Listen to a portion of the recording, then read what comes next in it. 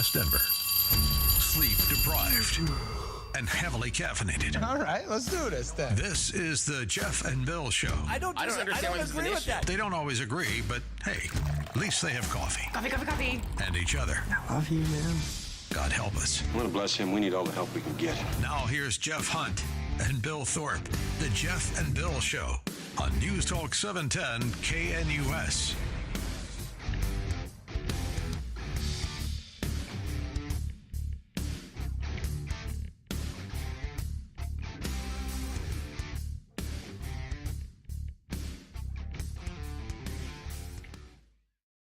It is 6 a.m. in the Mile High City on this Tuesday.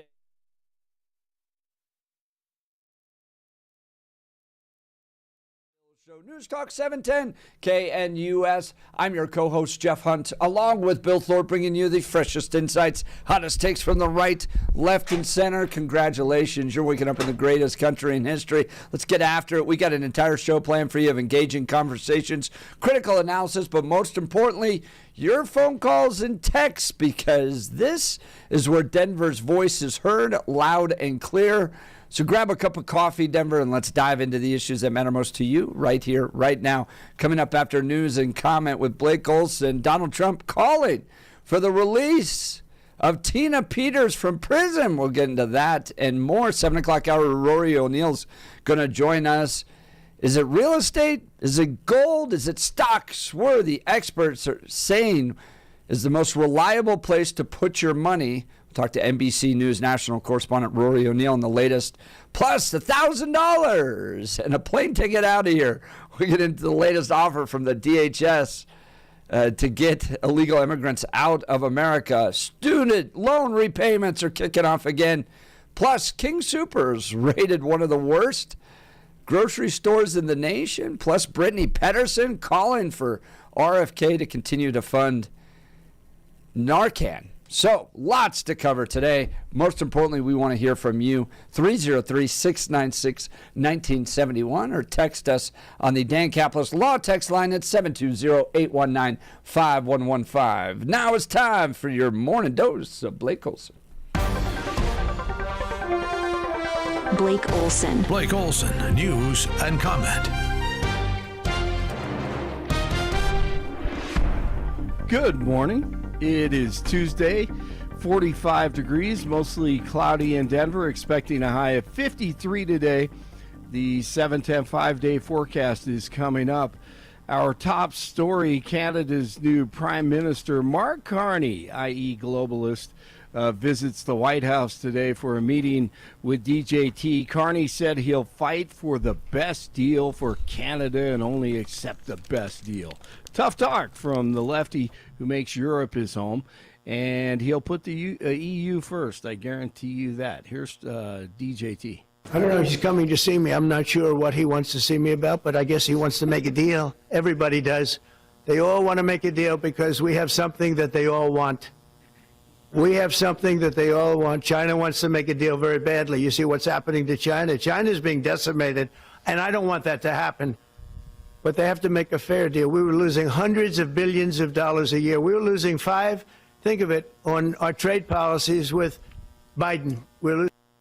No doubt. And as Jeff mentioned, DJT on Truth Social last night, he says radical left Colorado AG Phil Weiser ignores illegals committing violent crimes like rape and murder and instead jailed 69-year-old Gold Star mother Tina Peters, who worked to expose and document Democrat election fraud. Tina is an innocent political prisoner being horribly and unjustly punished in the form of cruel and unusual punishment. This is a communist persecution by the radical left as they cover up their crimes in 2020. DJT also says, I am hereby directing the DOJ to take the necessary action to help secure the release of this hostage in Colorado. Free Tina Peters now. Denver police are still investigating a Sunday night shooting in Lodo. It happened on the 1900 block of Market Street around 9 o'clock. All 4 people injured by gunshots are expected to recover. No arrests have been announced. 7 seconds left. Westbrook, 5 seconds. They're down by 1. Gordon got it! Aaron Gordon with a deep shot. Williams, three-quarter court. No good. The Nuggets steal game 1. That's a winner for Aaron Gordon. Wow, the Nuggets were down big. The 12, 10, 8, 6, 7, back and forth they go, and they come back in the final seconds of the game, down 1, and they take one from downtown instead of going to the rack. Aaron Gordon, 121, 119. They lead Oklahoma City 1-0 in the second round of the playoffs.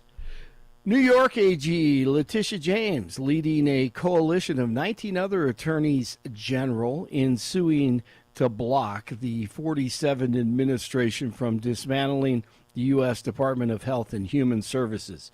She called the mass firings illegal, dangerous, and cruel. James says those at risk include children, working parents, seniors, foster families, those who struggle with mental health and substance abuse, and first responders, trying to get people on her side after she committed fraud. Allegedly. A third suspect has been arrested in connection with a murder case in northern Colorado. The Weld County District Attorney's Office announced charges against 3 people. Investigators believe 49-year-old Gerardo Hernandez Lucio was shot and killed in Weld County in April. His body was then taken to Larimer County and set on fire beneath a bridge at a picnic area off Colorado 14. Isaac Valdez Salvador and Juana Espino are both facing first-degree murder and conspiracy charges, while Monica Lopez Silva faces charges of being an accessory and tampering with evidence. News brought to you by Lair Fireplace and Patio, Denver's premier source for everything fireplace, patio, and grills, locally owned and operated since 1954, online at lairfireplacepatio.com. 43 in Arvada, 42 in Castle Pines, 45 in Denver. Jeff and Billy continue. Blake Olson, News Talk 710. I almost forgot what I was going to say. News Talk 710 KNUS. A storm system to our south will pump upslope winds into the front range today, tonight, and into early Wednesday, bringing more occasional chances of rain and thunder today, tonight, and tomorrow. Upper 40s and near 50 today with occasional rain, a little bit of thunder. Rain tonight, fog, lows near 40. Showers will continue Wednesday, highs near 60. Warming to the mid to upper 60s Thursday with a few showers, warmer for Friday and the weekend. Weather sponsored by Colorado's Best Roofing, reminding you to protect your home from the harsh Colorado weather and schedule your free no-obligation roof inspection today at roofingcolorado.com. That's roofingcolorado.com. Meteorologist Don Day in the 710 KNUS Weather Center.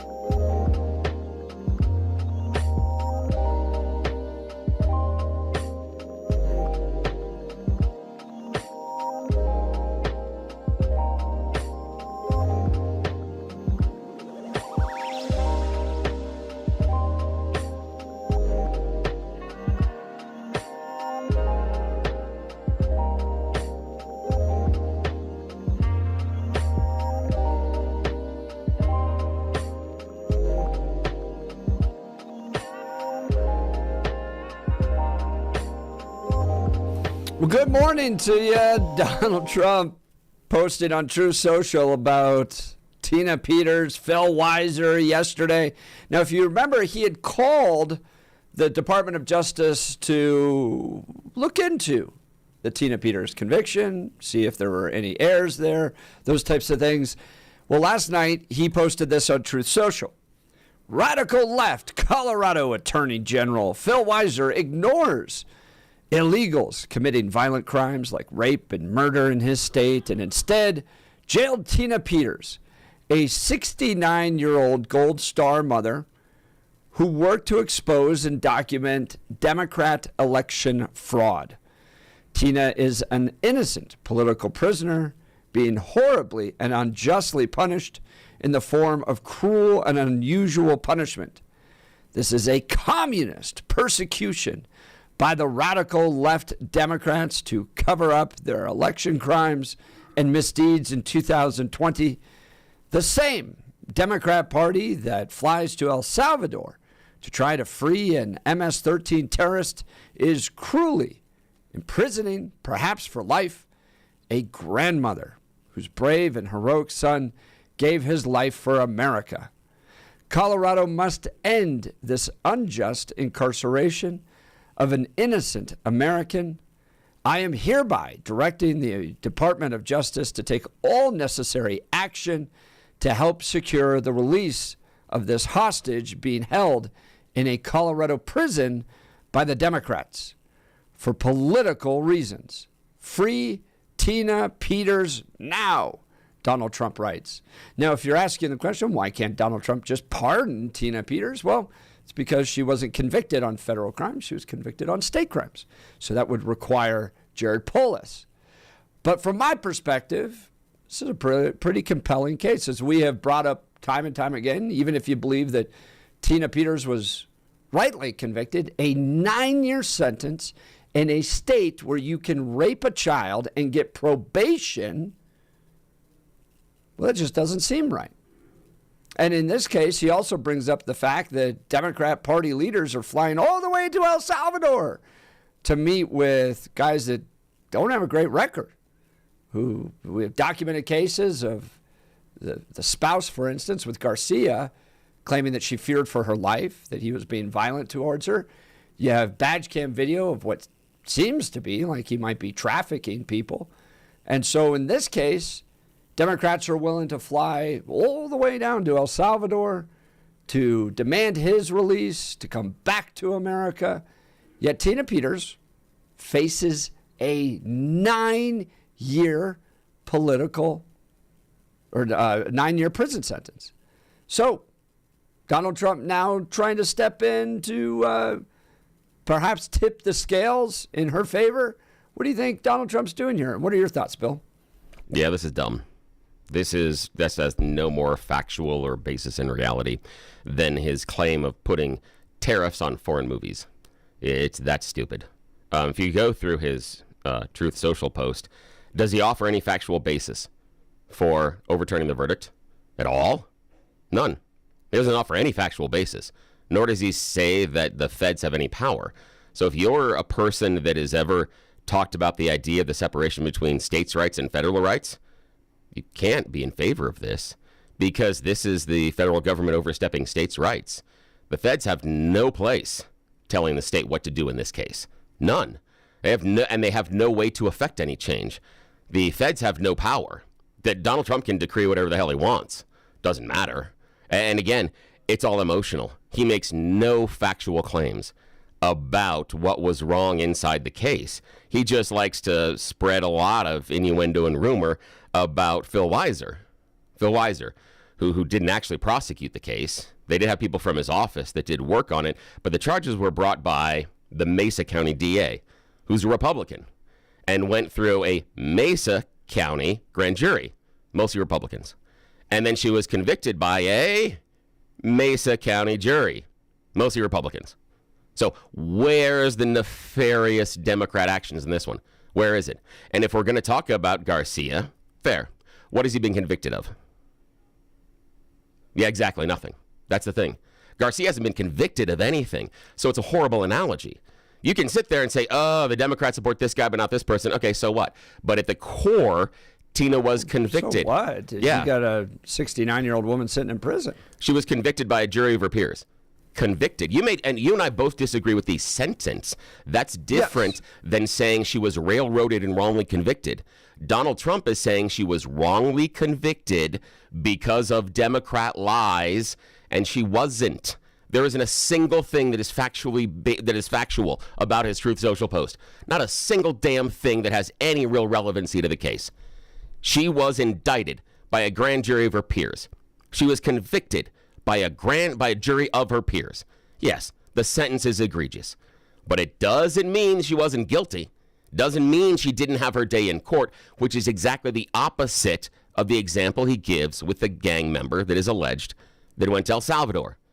That's exact opposite. I mean, with regards to his wife, those were court proceedings. Okay, but so now we're deporting somebody for domestic violence. Well, no. But you said they didn't have his day in court. No. But we're talking about him being a gang member and human trafficking. Because if you're talking about the idea that he was convicted of domestic violence, I'm sorry, but domestic violence versus what Tina Peters did, those are on different levels. Those are completely different. One's violent. Wait, Tina Peters was in charge of an office, turned off security cameras, involved a larger conspiracy, brought in someone who shouldn't have been there in the cover of darkness, took information out of computers and tried to take people in her office to take computers out of a secure location they shouldn't have been allowed to. And the entire time she and Sharona Bishops tried to hide this. That is a different level. That is a conspiracy. Being violent is one thing. Hurt? Being violent is one thing. Who got hurt? Hold on. Wait. So your delineation is violence? No. Well, I'm your delineation is violence. Along with Donald Trump, I'm pointing out that you have actual people being harmed. For instance, a child being raped in Colorado. And what was it, 60, 70% of the folks that are raping children are going out on probation? And so then change the rule. And in this case, change the rule. Change the law. Change the law. Who cares about Tina? Change the law. No, we're talking you're about rationalizing this. it. No, I know. We are talking about this. He's pointing out who a cares? difference, and I think it's a valid difference. No, he's not talking about the rapist at all. That's you. No, he's not but talking he's about also pointing out that Phil Weiser ignores illegals committing violent crimes like rape and murder in his state, and we have plenty of other examples of this state ignoring violent crime while putting a 69-year-old Gold Star mother into prison for 9 years. That's a valid critique of the state. No, not of Phil Weiser. Phil Weiser didn't put her behind bars. She was indicted by the Mesa County District Attorney. And yet Donald Trump goes after Phil. That's why it's a bunch of BS. He's the chief law enforcement officer. But that's why it's a bunch of BS. I know, but he didn't file the charges, did he? No, he didn't. Those charges were filed by the DA in Mesa County. He was involved in the case. Yes, but that's not my point. Phil Weiser didn't start this case. Phil Weiser didn't prosecute this case. Yes, they assisted, but it was started. The indictment was created and filed by the Republican District Attorney in Mesa County and was sent to a Republican grand jury in Mesa County, and she was convicted by a jury in Mesa County. Where the hell is Phil Weiser in that? Where's Phil? Oh, Where's I think Phil? he's all throughout that. Where? Show me. He's Where? part of the conviction. He's part of the whole team. And then once Tina got convicted and sentenced, he's out there spiking the football. There's all these statements. Sure, he's playing politics on it. Absolutely, because he lost his ass in other. Doing here? He's playing politics on this too. Thank you. Exactly. That's exactly it. That's why it's BS. It's exactly my point. Yes. Phil Weiser. It is complete BS. No. Yes. Phil Weiser's playing BS. politics. Donald Trump's playing politics. But the point, Yes. but he's Donald got Trump a playing valid politics. critique here. No, he doesn't. That the state of Colorado is ignoring very serious crimes while prosecuting the hell out of Tina Peters and then sentencing her to 9 years. Again, I can agree with you that the sentence is excessive, but does Donald Trump talk about that? No. He doesn't point to an excessive sentence. He does talk about the idea, maybe it's been life in prison. So the issue being, though, he targets the idea that it was a wrongful prosecution. There's nothing that shows that. There's nothing that shows that Phil Weiser started this nor filed the paperwork. He assisted, and we don't know if it was the Mesa County DA or if he pushed himself in there, but again, doesn't necessarily matter because it was the Mesa County elected DA that started the charges. It was the Mesa County grand jury that indicted her. It was the Mesa County jury that convicted her, not Phil Weiser, not the judge. Not the judge that everybody runs around saying, just a liberal in a judge's robe. Don't care. The judge didn't convict her. We can agree that the sentence is excessive, but that has zero to do with Donald Trump, and he offers no factual basis for this. None at all. This is crap, and he can't do it. I want to hear from you all. 303-696-1971. Is Donald Trump right to weigh in here? What do you think he's trying to do at this point? You remember, he's called his Department of Justice to already do an investigation into the trial. The judge is allowing, this was a recent decision, allowing the investigation to continue into the trial of Tina Peters from the federal government's perspective. So why do you think he's stepping in now? What do you think he hopes to achieve? Is this just one of those late afternoon, it was 6:12 p.m. yesterday when he posted this, just kind of thought that it came to Donald Trump? Or is there a broader strategy behind this? Should Tina Peters be freed at this point? Even if you believe that the conviction was just and she shouldn't have been doing what she did, has she served enough time, especially in light of some of the other problems? Or is 9 years a just punishment for what she did? Want to hear from you, 303-696-1971, or text us on the Dan Caplis Law text line, 720-819-5115, 720-819-5115. And if you do believe she deserves to serve 9 years, please help square with me why the state of Colorado allows child rapists out on probation, but Tina Peters has to serve 9 years. All right. Are you ready to transform your kitchen or bathroom into a stunning masterpiece? Look no further than The Art of Granite, your premier destination for exquisite granite, marble, or quartz countertops. For over 15 years, Mitch Floria, the owner of The Art of Granite, has been crafting and installing custom countertops, fireplaces, showers, and more. Their team of experts will guide you through the selection process, ensuring you find the perfect stone to match your style and budget. Visit their showroom in Golden or browse their online inventory at theartofgranite.com.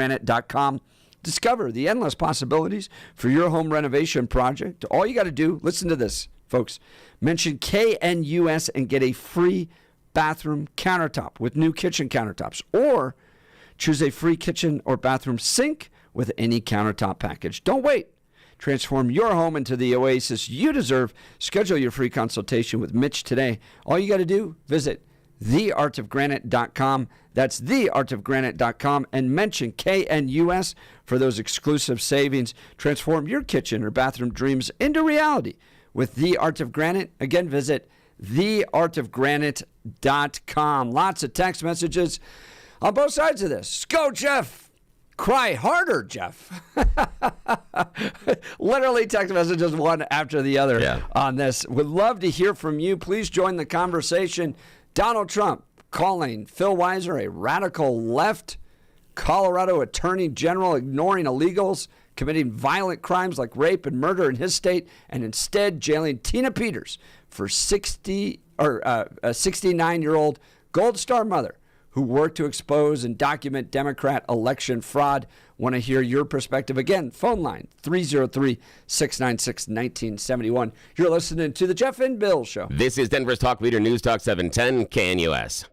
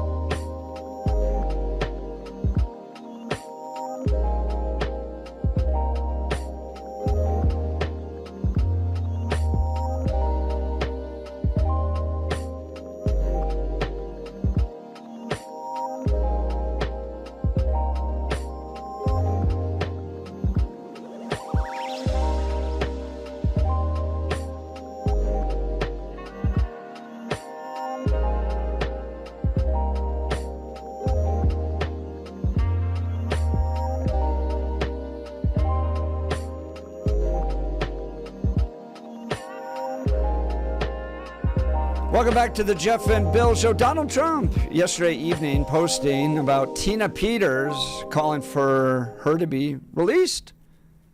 I am hereby directing the Department of Justice to take all necessary action to help secure the release of this, quote, hostage, unquote, being held in a Colorado prison by the Democrats for political reasons. Free Tina Peters now. Is Donald Trump right to do this? Is this a sign he might be running out of options, right? He can't pardon her. He's called the DOJ to investigate. Why now? What is the point of this? Is he just raising her profile? Tina Peters is someone that sought to help Donald Trump. And so he's coming to her support, her rescue. And do you think it's unjust? 9 years. Even if you believe that the conviction was right, in a state that allows child rapists to go out on probation, right? And in Donald Trump's mind, Phil Weiser ignoring illegals, committing violent crimes like rape and murder in the state, but instead a 69-year-old Gold Star mother's got to serve 9 years in prison. Let's talk about it. Let's go to the phone lines. Tony Littleton. Good morning, Tony. You're on the Jeff and Bill Show. Good morning. Hey, good morning, guys.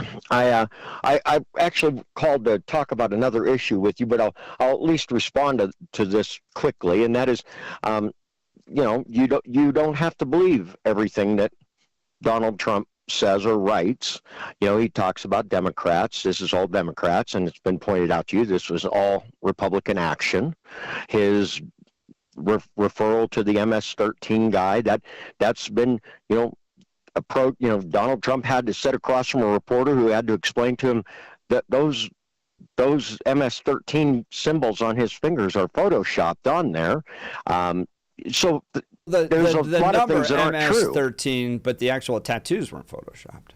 But he was arguing about the letters and the numbers. He was arguing that it said MS-13 on his knuckles, which is that is calling attention to the fact that you were wrong about something in the first place. That was a really strange moment. But the tattoos though are there. But there's his actual tattoos on his knuckles, but there are questions about whether those tattoos actually reference MS-13 or not. The question is that Donald Trump was referring to the picture, not Donald Trump, Terry Moran, the reporter, was referring to the picture that Donald Trump held up where it had MS-13 superimposed over his knuckles. And there were a bunch of people that ran around on social media, including Donald Trump, saying he has the letters M and S plus the number 13 tattooed on his knuckles. No, I think it's a debate over whether or not those tattoos indicate whether or not. He's got those tattoos on his knuckles. Hang on a sec. I know, Jeff, but if you listen to the conversation, Trump says no, he has MS-13 on his knuckles, the M and the S and the 13. He's saying the letters M, S, and 13 are on his knuckles. In that exchange with Moran, that's what Donald Trump is saying. He's wrong about that. But this idea that there's no MS-13 on his knuckles, though, that's not true either. That is debatable. Yes, that is debatable. It is debatable because we don't know, and here's the problem we have with that. Gang experts have said, some have said, yeah, it's an indication. Some have said no. The problem that most gang experts come to is that MS-13 does not like hidden tattoos, meaning they don't want you to have to interpret the tattoos. No, hang on. Guys, this is important. This is important to this. Okay. And the issue being that MS-13 wants big, broad, bold tattoos. You want MS-13 on your body. The issue being that there is question, and that's what Terry Moran says, about the interpretation of the tattoos. But what Tony is saying is Donald Trump argued that the letter M, the letter S, and the number 13 were on his knuckles. That is not factually true. The point being, and Donald Trump's exactly right, is you guys are crawling over broken glass for an MS-13 terrorist, and yet you're willing to put Tina Peters in prison for 9 years. No, that's not true. No, it's not true. Donald Trump was pushing back on something that is not objectively true. It's like walking outside and saying, Donald Trump says, in my photoshopped picture, the sky's green. Guys, and everyone says the sky's blue and the sky's green. Flying to El Salvador to try to rescue this guy. None of that matters when Donald. None of that. It absolutely matters. None of it matters when the core of the argument that Donald Trump went back and forth with Terry Moran over was on images that do not appear on the man's hand. Donald Trump believes they're there. We're literally debating the tattoos on a guy's knuckles. No. We're like No, dissecting we're not. this. No, we are debating. In a prison we are debating. for 9 years. We are debating the idiocy of the sitting president. That he looked at a picture. That he looked at a picture and thought it was real. He's exactly right about this. Look at you guys are like picking apart the tattoos on a knuckle. No, that was him. He's the one that showed the picture, and he was wrong about it. And he tells, about it. And he tells, no, we're not fighting at all. It's the idea that he's the one that fought about it. He's the one that went back at Terry Moran. Terry Moran tried to diffuse that conversation over and over again. Donald Trump is the one that made it an issue. That's why it's important. It's not liberals, Democrats, myself, or even Tony making it issue. It was Donald Trump that insisted the M, the S, and the 13 were on the knuckles. And flying to El Salvador. Okay, Tony, go ahead. Airplane. I want to shift gears with you. I want to ask you about a different issue that's going on in the press. Not much attention, really. You remember 5 years ago when that Karen gal went into the park and called the police on the black bird watcher, and it just destroyed her name. I mean, now Karen actually has a meaning outside of a female's name, right? Yeah. Do you remember that case? That was 2020. Well, in the past week, we've had a situation in Minnesota where a mother and her toddler on her hip, apparently a 5-year-old kid got into the diaper bag and took something, and she proceeded to call him, get your hands out of there, you little N. He was black. And somebody caught it on film and said, "What did you just say to this kid?" And then started pressing her. Have you heard this story? Have you heard this? Are you aware of this? A little bit, yeah. And now there's a GoFundMe, and she's got a ton of cash. So she tried to defend herself and got kind of irate and so forth. But I thought, oh man, when I read that, I thought, oh my God, here we're going to destroy another female name. It will never be used again because this is going to just go nuts. And then yesterday I hear she sends out a thank you to MAGA for donating $500,000 to her GoFundMe page. And so my question is just basically, have we changed that much in 5 years? That 5 years ago she would have been a Karen. Today she's a hero of MAGA. Yeah, I mean, how do you square Tony, that? I've seen fundraisings on both sides of people doing bad crap. So I don't know. There's a lot of idiots out there. Tony, appreciate the call. Yeah, thanks so for the much. call. Tony's line will be open. All right, let's go to we got time. Let's go to Joe in Arvada. Good morning, Joe. You're on the Jeff and Bill Show. Morning. Good morning, Jeff, Billy. Look, I do think after, we've looked at it for years, there were some, decisions made by Tina Peters that I think everybody would acknowledge were poor decisions. However, her intent was to save our country. And she was also railroaded by a leftist bunch of commies. So here's the thing. I know you say they were Republicans, but I'm sorry. Smith, the Republicans here in Colorado aren't, in my opinion, conservative. But anyway, it was in Mesa County, Joe, hang on a sec. That was both a grand jury and a jury in Mesa County. Two separate groups of people, and they both said, yeah. One said charge her, the other said she's guilty. And that's people, and those are voters I don't deny in Mesa that County. she was found guilty, Billy. By voters in Mesa County. I don't want to. I don't want to argue with you about whether she was. I think she was guilty of poor decision making by an official. In that case, we should give the electric chair to Jared Polis and also Budweiser or Phil Weiser. The point that I'm making is that as an elected official, I think she made some poor decisions, especially the one where she brought in the guy under false pretenses to get into the machines. I think that was a mistake. But 9 years? We're letting pedophiles go. What in the world is going on with the judge railroading somebody for 9 years? I'm sorry. Again, our elected officials now should be getting the electric chair. under the same kind of decision-making by this judge.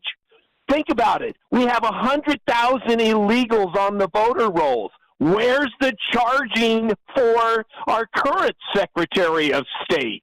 Well, I'm not sure we have 100,000 on voter rolls, but again, it's that judge. And if we're talking about the idea of judges and the criminal justice system letting illegals go and letting rapists go, then it would be fair to look at that judge's record. And I don't have that judge's record. But I think we should look at that judge's record. But Joe, the issue being, if that judge is letting rapists go with probation and putting Tina in for 9 years, now we've got something. But if a judge in Denver is letting a rapist go and the judge in Mesa is sentencing Tina, that's not necessarily analogous. If that judge has been spitting on the sidewalk or jaywalking, he should get 10 years. But again, what kind of justice system do we have? I know, but we're ascribing motivations and beliefs to someone that we don't know anything about it. And again, in Mesa County, we know what and happened the judge, in the Tina Peters case. Yeah, that she was convicted by a jury. Railroaded. No, she was convicted by a jury, and she had the opportunity. Okay, like I said, she had the opportunity to present her case. If you get convicted for jaywalking, you should get 5 years. Right? No, Joe, give me a break. She helped pick the jury. She was allowed her day in court, and she was convicted by a jury. That's important here. That's really I understand what important. you're saying. She should have got maybe 30 days. Maybe. I don't even think she should have got 30 days. She should have got probation with her record. But here's the thing. It came down from on high, and they delivered the axe. That's who came what down happened. on high? Because What? All of the liberal establishment decided to make Tina Peters a prima facie case. So Joe, help me understand this one. So you're saying that someone, I'm just assuming that you're saying someone like, Phil Weiser and Jared Polis came to the Republican DA in Mesa County and gave him marching orders? I'm talking about the judge. Oh. The judge didn't convict Tina. It's just like Judge didn't convict Tina. That doesn't matter. It's just like what we see in the rest of the Colorado establishment, Billy. But the judge didn't convict whenever Tina. there's a liberal cause, all of a sudden the justice is thrown right out the window. We don't have justice here in Colorado because we have communists running the ship. No, what I'm hearing from you, Joe, is that every time I disagree with a court ruling, it's obviously communist. Has zero to do with the actual court case or anything else, just has to do with feelings. Pedophiles are being released. If we feel bad about it, it's obviously liberal and communist and a plot to destroy the country. Maybe you don't understand something, but part of communism is getting pedophiles released. Yeah, sure. Okay. Yeah, and we've seen Polis do that, and we've seen and the Mesa County DA did that, and the Mesa judge, and no, none of that happened. But that's okay. Well, I wonder if that judge has released any of these folks. Maybe we should look at what he's done on the other side.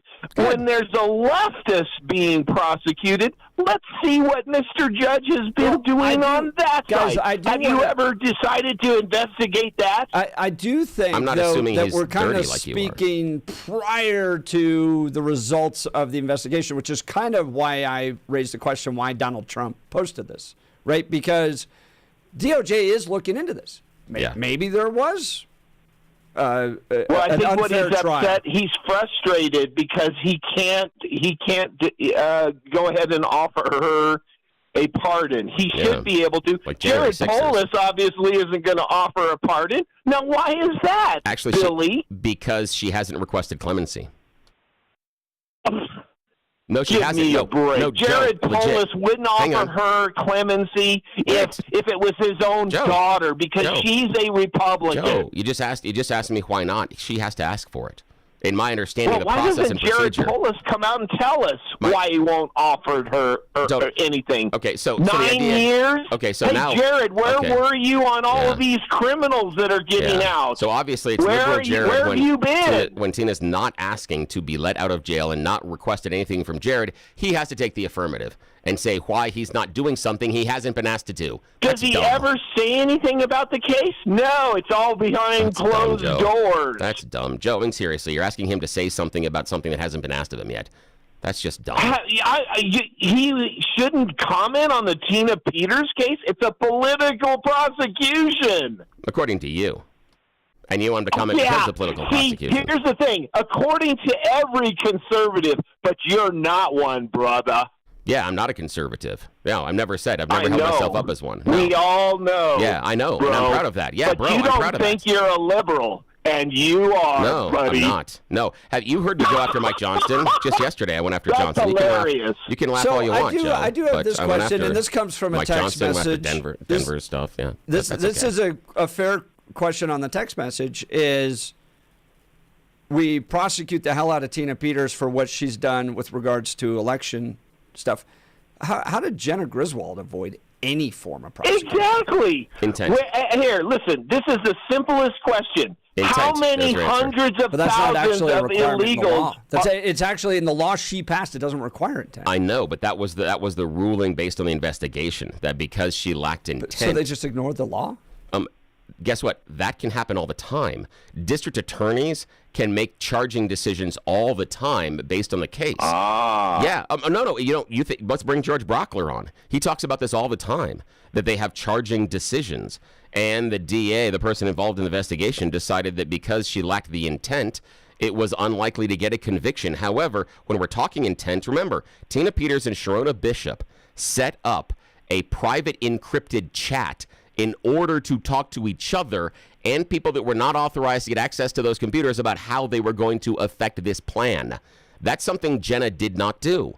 Again, Jenna didn't take any of these affirmative steps for intent. I think Jenna should be held responsible for it. I think there was plenty of intent with regards to not notifying the county clerks. Yes, and that's where I think that she does have some liability, and there should be something there. I agree with that, but they made a decision not to charge based on unlikely conviction because otherwise they're wasting our time. I'm pissed at Phil Weiser for blowing our money on the Elijah McClain case because he brought in people that had no business prosecuting that case here in the state, and they messed it up. They wasted our time and money, and I'm pissed at him for doing that. He made a bad charging decision there. Bad decision. But I think Joe's point in all this is that it is political. You have some people that are being prosecuted. You have other people that aren't being prosecuted. Billy. You have people serving 9 years. You have child rapists getting out on probation. There is an element of politics in all this. No, there is a small element of politics, but the issue is that you all are using your politics to to color your worldview. There are individuals that are accused of crimes that are charged and some that aren't every single day in our cities and our state. Every day. That happens for a variety of reasons. But the two of you have decided that because I disagree with it, it's political. That's it. Okay, That's Billy, all this is. let me ask you, can I ask you just this simple question? Just stepping aside from the Tina Peters case for a second. If you look at what's been happening with our voter rolls, everyone knows there are thousands, if not hundreds of thousands of illegals on the voter rolls. Now, the Democrats claim they're not voting, but nobody can look. Now, let me just ask you the simplest question. If it's true that Jenna Griswold is allowing hundreds of thousands of illegals on the voter rolls, shouldn't she be prosecuted? You would have to, that all hinges on your use of the verb allow. And that derives intent that may not necessarily be there. But the other thing is you talk about it. You talk about this, Joe, as far as you say they helped them get registered. Again, Joe, you're saying that we can't tell if they voted. Yeah, we can. If you say they're illegals on the rolls, you can see how often that person voted. And we don't have any proof of that. We have no proof of large swaths of illegals voting in our elections. Full stop. The debates from 2020 continue. The Jeff and Bill Show. We've got You Choose the News coming up. Joe, thanks so much for a really fun, entertaining segment. We'll continue. You're listening to The Jeff and Bill Show. This is Denver's Talk Leader News Talk 710 KNUS.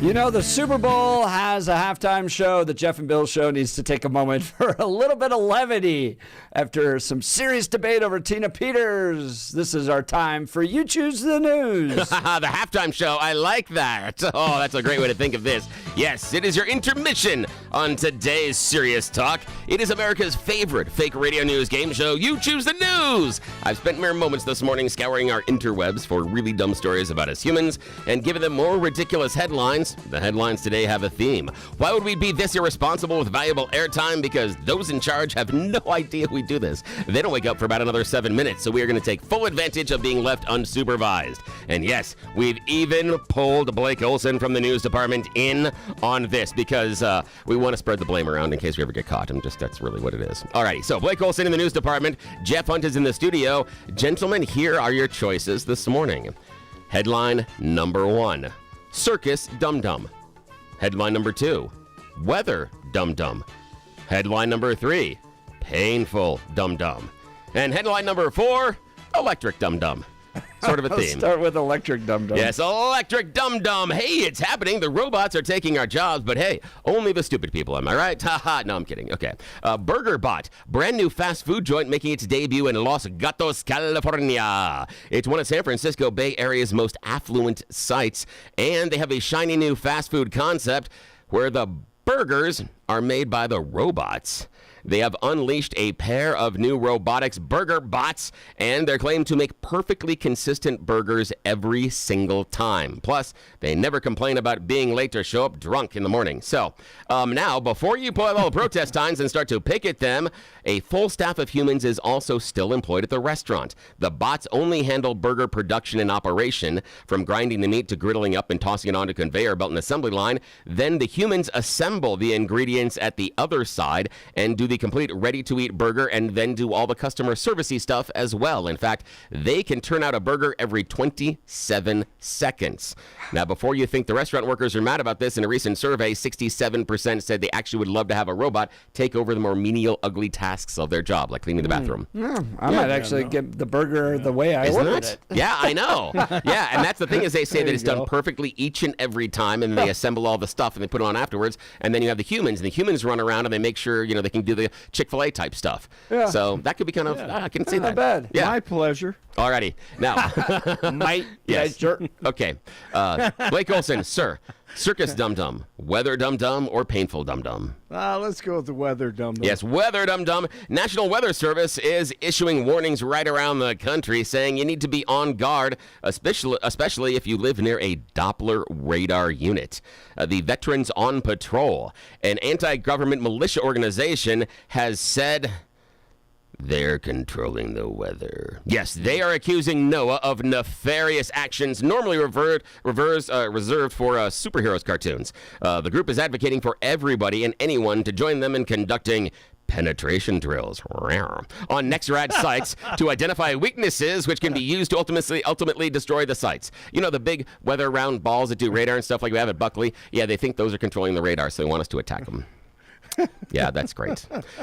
Despite the fact that those radar balls have been around since 1990. But, oh well, yeah, science dum-dums. Science is hard sometimes. Okay, Jeff, final choice this morning. Circus dum-dums or painful dum-dums? Circus dum-dums. Circus dum-dums. This is where our theme comes from today, Lexington, Kentucky. A mom in Kentucky was in for a surprise when she recently found 70,000 dum-dum suckers on her front doorstep. Holly LaFavors from Lexington shared on Facebook that her son, Liam, recently ordered 30 cases of dum-dum suckers off of Amazon because he was planning for a neighborhood circus. Yes, Liam has some developmental delays and doesn't always think that far in the future as far as what he was going to do. And Holly shares the story that he wanted to have a carnival and a circus for all of his friends, and he wanted to hand out dum-dums. He got a hold of her phone and ordered a lot of dum-dums. So far, she's only been able to return several $1,000s worth of them. She's still on the hook for the rest of them. What's the total money spent? It's about $8,000 is what she spent. Yeah, on suckers. Talking about a things sucker. that go for free. Yes. At the restaurant. All right. Yeah. You're listening to the Jeff and Bill Show. KNUS.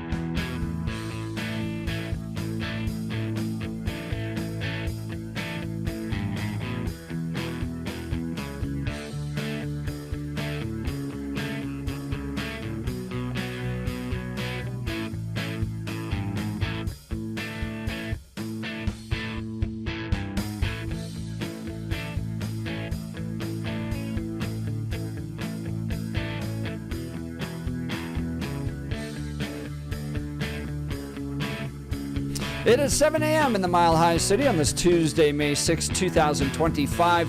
Good morning, Denver, Colorado. You've tuned in to the Jeff and Bill Show. News Talk 710 KNUS. I'm your co-host, Jeff Hunt, along with Bill Thorpe, bringing you the freshest insights and hottest takes from the right, left, and center. I think it's important to note, Bill, that in light of this debate, yes, I want people to know that you're taking tomorrow off. Not because of this debate. No, not because of the debate. And not because management's going to jump in here. And, no. Yeah. I'm taking some personal time. I will get those texts tomorrow. Oh, yeah, we will. Yeah. But, yeah, I'm taking some personal time tomorrow. It's kind of nice. But I'll be back on Thursday, much to everybody's chagrin. Yeah, it's my birthday Mr. tomorrow. President. So I'm going to take tomorrow off. I'm just going to sleep in. Birthday. So it's going to be kind of nice. Mr. President. If you do that in a dress, I'm taking pictures. I'm just saying. Just saying. You would. I was going to bring in a strippergram, but we'll delay that to your return. Oh, darn. Notice I didn't ask what sex they were, because I'm okay with either, honestly. I'm like, I'll play along. I got this. The one that your wife will ask fewer questions. Again? Knowing her? That still leaves both sides really open. All right, so part of the debate during the last hour was why Donald Trump weighing in with this post on Truth Social about Tina Peters. I mean, obviously, he's directed the DOJ to investigate this, but it just kind of landed last night about 6 p.m. Donald Trump posting and calling Phil Weiser, a radical leftist who ignores illegals committing violent crimes while punishing Tina Peters to the tune of 9 years. And even in the midst of all the debate yesterday, I think Bill and I both agree 9 years is just too long. Even if you agree that she did something wrong, 9 years is just too long. And from my perspective, this thing is a total political prosecution. I mean, when you have Jenna Griswold getting out and no investigation, criminal investigation, none of that stuff, she's free on all that, while Tina Peters serves 9 years, it all stinks to me. So the debate, though, the question was, why was this all of a sudden posted? We may have some insight coming 52 seconds ago. Lauren Boebert posted, I'm glad to see President Trump address the situation after I sent a formal request to the FBI to look into the sentencing and treatment of Tina Peters. 9 years in prison while Jenna Griswold and her entire office avoids any type of legal accountability for releasing voting machine passwords makes Coloradans believe the justice system is rigged. I know FBI Director Patel and Deputy Director Bongino will get the answers we deserve to hear. So, maybe thanks to Representative Lauren Boebert. All right, we've got a lot to discuss this hour. Phone lines are open, 303-696-1971, or text us. Boy, the text messages are hot today, 720-819-5115.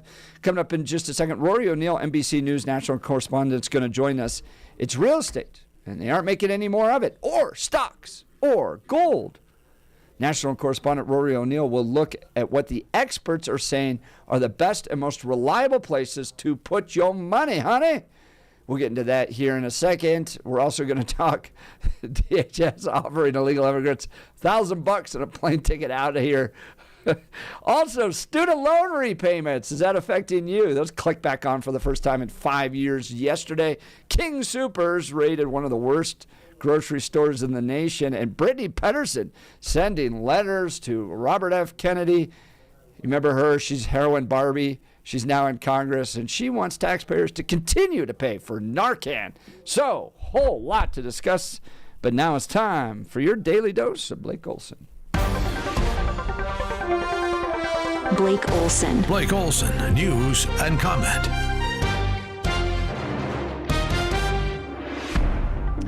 Good morning, 46 and mostly cloudy in Denver. Expecting a high of 53 today. The 7-10 5-day forecast is coming up. Our top story, it's getting warmer and summer is just around the corner, so it's time for Antifa to start creating a little chaos. And today in Seattle and last night, looking to stir up stuff at the University of Washington in between sips of their coffee at Starbucks. Canada's by the way, on that, if you follow Andy No, NGO is the last name. I invited him. He came and spoke to the Western Conservative Summit. We struck up a great friendship. This guy is doing work that no other media is doing. He's risked his life. He's been physically attacked by Antifa. He wrote a book called Unmasked, Inside Antifa's Radical Plan to Destroy Democracy. So if you want the latest on all this, and I saw the videos he was posting, go to Mr. Andy No, NGO is how you spell his last name. Follow him on X. Yeah, he's incredible, man. It's amazing what he's been able to capture. It's kind of sick, too. Canada's new Prime Minister, Mark Carney, who was a citizen of Ireland last I checked. I think he's denounced them, and he puts the EU first, along with their relationship with China. He visits the White House today, and DJT not really impressed. I don't know. He's coming to see me. I'm not sure what he wants to see me about, but I guess he wants to make a deal. Everybody does. They all want to make a deal because we have something that they all want. We have something that they all want. China wants to make a deal very badly. You see what's happening to China. China's being decimated, and I don't want that to happen. But they have to make a fair deal. We were losing hundreds of billions of dollars a year. We were losing think of it, on our trade policies with Biden. We're losing $5 billion a day. And as Jeff just mentioned, Lauren Boebert sent out an official request to the FBI regarding Tina Peters and DJT on Truth Social last night. He says radical left Colorado AG Phil Weiser is ignoring illegals committing violent crimes like rape and murder and instead jailing 69-year-old Gold Star mother Tina Peters, who worked to expose and document Democrat election fraud. 47 writes Tina is an innocent political prisoner being horribly and unjustly punished in the form of cruel and unusual punishment. This is a communist persecution by the radical left as they cover up their crimes in 2020. I am hereby directing the DOJ to take necessary action to help secure the release of this hostage in Colorado. Free Tina Peters now. The Catholic Church will likely have a new leader soon. The College of Cardinals is prepping for the election called a conclave in Vatican City, which starts tomorrow. The candidate needs a 2/3 majority to become Pope. Someone used AI to put DJT in the Pope's garb. Media wanted to make something out of it. I had nothing to do with it. Somebody made up a picture of me dressed like the Pope, and they put it out on the internet. That's not me that did it. I have no idea where it came from. Maybe it was AI, but I know nothing about it. I just saw it last evening. Actually, my wife thought it was cute. She said, "Isn't that nice?" Question about Actually, I would not be able to be married, though. That would be a lot. I'd have to the best of my knowledge, popes aren't big on getting married, are they? Not that we know of. No. I think it's a fake news media that, they're fakers. And then they went on. And Dude, this guy is so fun. I mean, it's just constant. I mean, it's comedy, it's timing, he's engaging, personable. I mean, lest we forget what it was like just a year ago when you didn't even have press conferences with the guy that occupied the White House. He just disappeared to the beach and sat in his lawn chair. They're praying the stiff would survive in the suit. Well, I do find it interesting that Catholics that are, just kind of overlook Nancy Pelosi and Joe Biden supporting abortion in total contradiction of the teachings of the church are now all of a sudden really upset about this picture of Donald Trump. They're trying whatever they could do. They are trying, and it will continue, but it sure is fun. This journey is so much fun. Denver police still investigating a Sunday night shooting in Lodo. It happened on the 1900 block of Market Street around 9 o'clock. All 4 people injured by gunshots are expected to recover. Thankfully, no arrests have been announced. 7 seconds left. Westbrook, 5 seconds. They're down by 1. Gordon, got it! Aaron Gordon with a deep shot. Williams, three-quarter court, no good. The Nuggets steal game 1. a winner for Aaron Gordon. Wow. In Oklahoma City last night, the Nuggets were down big. Then they come back down one, as you just heard, with just seconds left on the clock. And from downtown, a three-pointer. They didn't go to the rack. Westbrook kicked it out to Gordon, 121-119, and they lead Oklahoma City 1-0 in the second round of the playoffs. 43 in Arvada, 42 in Castle Pines, 45 in Denver. Jeff and Billy continue. But 9 years? We're letting pedophiles go. What in the world is going on with the judge railroading somebody for 9 years? Blake Olson, News Talk 710 KNUS. A storm system to our south will pump upslope winds into the Front Range today, tonight, and into early Wednesday, bringing more occasional chances of rain and thunder today, tonight, and tomorrow. Upper 40s and near 50 today with occasional rain, a little bit of thunder. Rain tonight, fog, lows near 40. Showers will continue Wednesday, highs near 60. Warming to the mid to upper 60s Thursday with a few showers, warmer for Friday and the weekend. Weather sponsored by Colorado's Best Roofing, reminding you to protect your home from the harsh Colorado weather and schedule your free no-obligation roof inspection today at roofingcolorado.com. That's roofingcolorado.com. Meteorologist Don Day in the 710 KNUS Weather Center.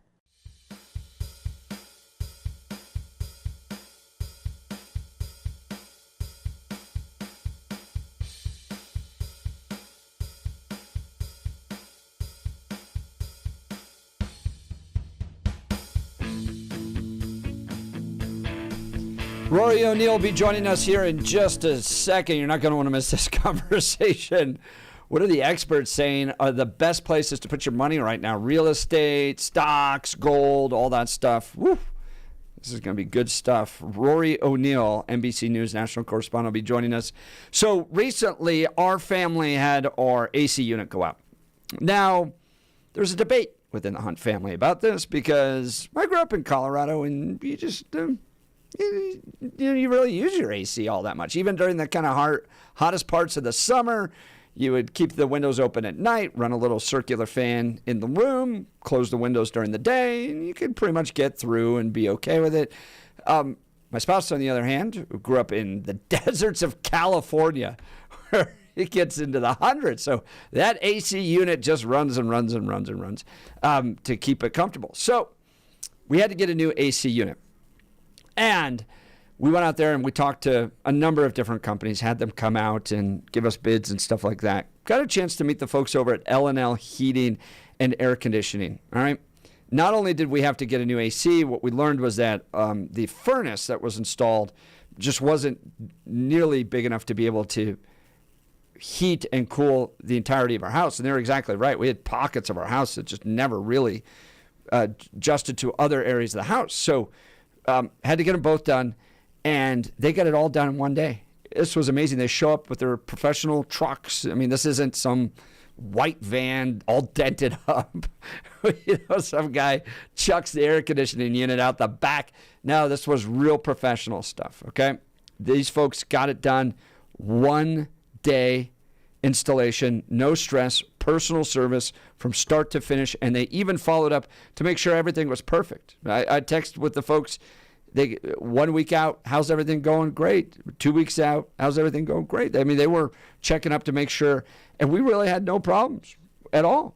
Our home finally comfortable no matter what the weather. It ended the debate. So we can have the windows open if we need, or close them and get the air conditioning, all of that with L&L Heating and Air Conditioning. Listen to some of the deals they've got going on right now. Free programmable thermostat and carbon monoxide detector with new furnace and air conditioning installation. No emergency charges, $0 trip fee, price match value guarantee on equipment. Always ask for that price match. Free estimate, 5-year labor warranty. Everything works great. Our family couldn't be happier. Here's the phone number for L&L Heating and Air Conditioning, 720-851-1691. That's 720-851-1691, or visit bestdenverhvac.com. That's bestdenverhvac.com. All right. So, is it real estate? Is it stocks? Is it gold? What are the experts are saying was the best place to put your money these days? Well, NBC News national correspondent Rory O'Neill joins us. Good morning, Rory. Thanks for joining the Jeff and Bill Show. Yeah, good morning.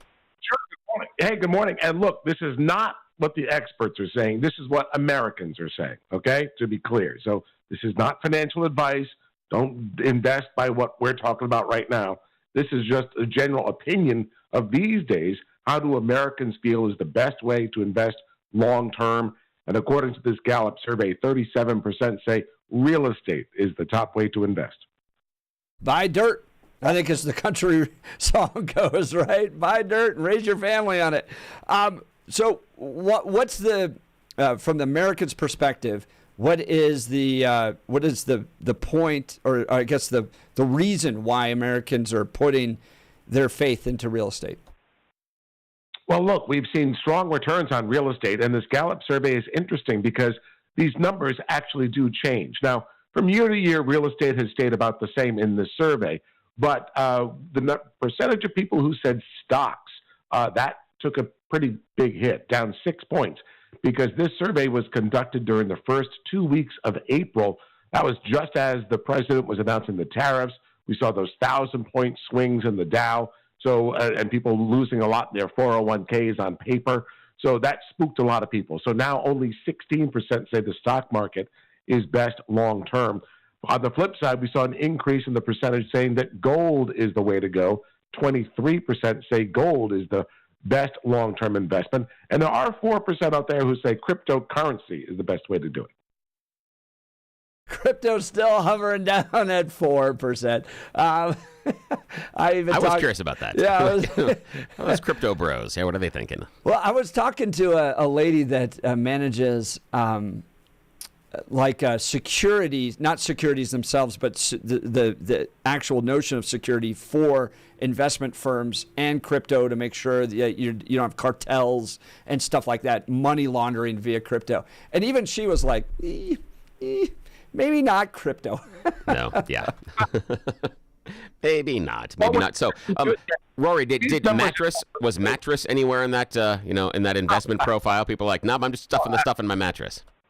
Yeah, I think, 5% said bonds, so that's about the same. Yeah, but, these numbers have also swung pretty significantly because 10 years ago when Gallup was asking the same question, we were in the middle of the Great Recession. We saw the housing market collapse in 2008 and beyond, so more like 15 years ago. But, yeah, it was all upside down. So we saw more people say stocks than real estate because real estate values collapsed back in 2008. So the opinions do swing back and forth depending on the news of the day. That's Rory O'Neill, NBC News national correspondent, talking about a Gallup poll that points to the fact that most people trust real estate. Now, real estate's had its ups and downs too. I mean, we've lived through 2008 and the problems there. Here in Colorado, the cost of living with regards to real estate is just going up and up and up. So people's taxes are going up. It's harder to find a starter home, those types of things. Do you have any insight into how this may break down generationally? Are younger people looking at real estate going, I can't even afford to get into it? Well, right. And that's the big problem. Just trying to access those starter homes, it's nearly impossible. A lot of people have mortgages that are under 3% interest. They don't want to give them up to upgrade the home. So the people who bought a starter home 15 years ago they're halfway through their mortgage. They got a sweet rate locked in. Probably the value of their home has at least doubled in that time, probably tripled. They'd like to move up to something nicer, but don't want to give up that low rate. So a lot of people are staying put, and that's really jammed up the pipeline. You add to that just a lack of new inventory. Builders are not building those entry-level homes because that's not where the profit is. The profit is in that 6-bedroom McMansion that has a 4-car garage, right? Not the starter home, and that's where we really see this housing shortage affect the whole industry. Yeah, my partner Jeff always talks about golden handcuffs, that mortgage rates are so low for some homeowners, they can't afford to get into either a larger or even a smaller home because of what it does to their mortgage payment. That either way, if you're going to upsize or downsize and it doubles your mortgage payment, there's no reason to do that. So you just kind of ride this one out. Now, Rory O'Neill, NBC News national correspondent, joining Jeff and Bill live. We are talking about where Americans say they want to invest their money. Where do they find those safe hidey holes for your piles of cash? Rory, looking at the numbers, what was the thing that surprised you the most? What did you not expect to see? Well, I wasn't too surprised to see the stock, to see the preference in stock dip, but that may be short-sighted because, again, this poll was conducted in those first 2 weeks of April, just as the markets were all over the map. So I think if you read into the poll, look at that kind of data, you say, that explains a lot of it. I think that's exactly right. This is going to bounce around in this economy right now. So I guess at the end of the day, diversify. Rory O'Neill, NBC News national correspondent, thank you for taking time to join the Jeff and Bill Show this morning. Thank you very much. Thanks, guys. Well, Bill, let me tell you where a good investment is, especially if you've been hurt in an injury. Oh, yeah, I was thinking mattress again. No, not.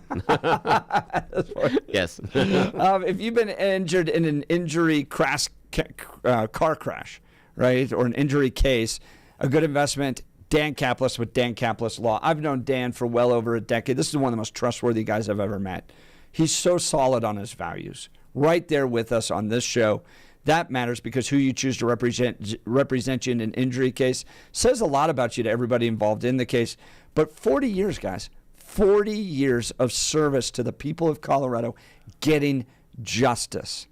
That's Dan Caplis with Dan Caplis Law. He's a real winner in the courtroom. Listen to this. Dan is believed to be the only lawyer in Colorado history to win 5 straight multi-million-dollar verdicts in Colorado crash cases. Dan is also believed to have won the largest truck crash verdict in Colorado history. He's going to deliver for you. In fact, he's so trusted that the good people at the Denver Nuggets and the Colorado Avalanche have made Dan Caplis Law their official law firm partner. Dan Caplis Law is a serious firm for serious cases.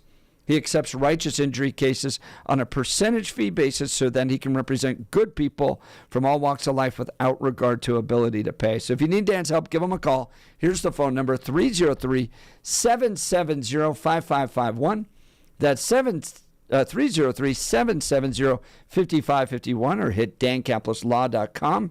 That's Dan, CAPLIS Law.com. All right, we'll continue with your phone calls and texts. And next, here's a way to get some money, self-deport. And the federal government will pay you $1,000. Are they saving money, or are we rewarding crime? I'll wake up at some point this morning. All right, you're listening to the Jeff and Bill Show. This is Denver's talk leader, news, talking something, 710 K. I'm just trying to play along. KNUS.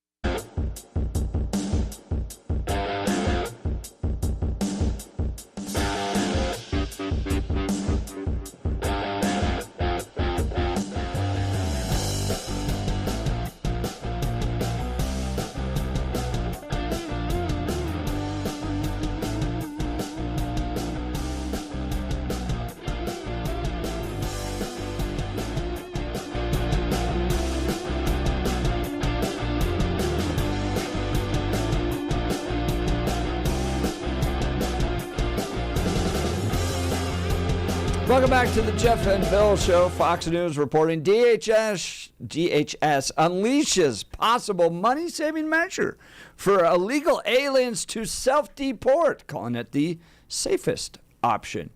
The Department of Homeland Security will front the cost of commercial flights and provide a $1,000 stipend to illegal aliens who opt to self-deport from the United States in a move DHS says will save thousands of dollars.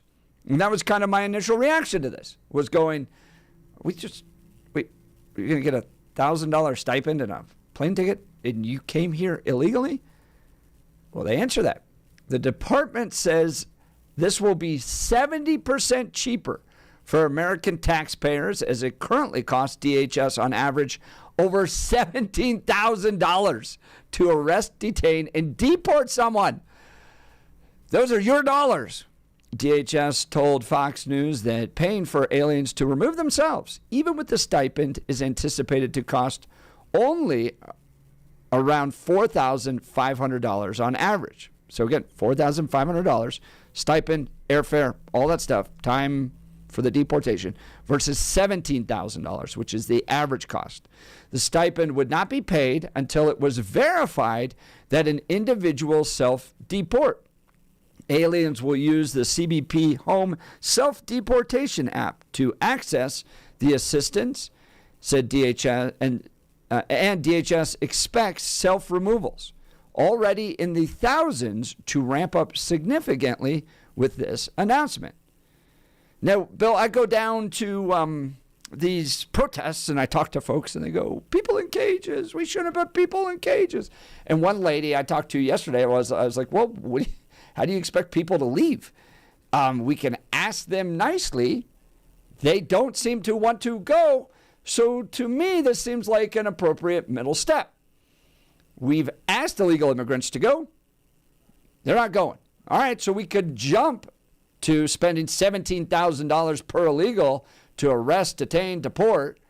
Or maybe this is a good middle step. It saves some people money, and it might address the more progressive concerns about people in cages, people in cages. What are your thoughts, Bill? This is weird because I'm not sure. I got a couple of questions on this one. One is the how. How are we paying them?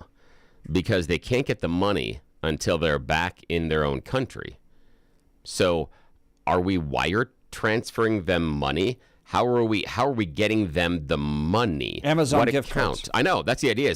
What's the idea is I can't figure out how we're paying them. And for me, here's the idea is let's just place ourselves in the body of an undocumented immigrant. We snuck into this country under dark of night, or we were human trafficked here, or we paid a coyote, whatever it is, and we've been living outside of the system.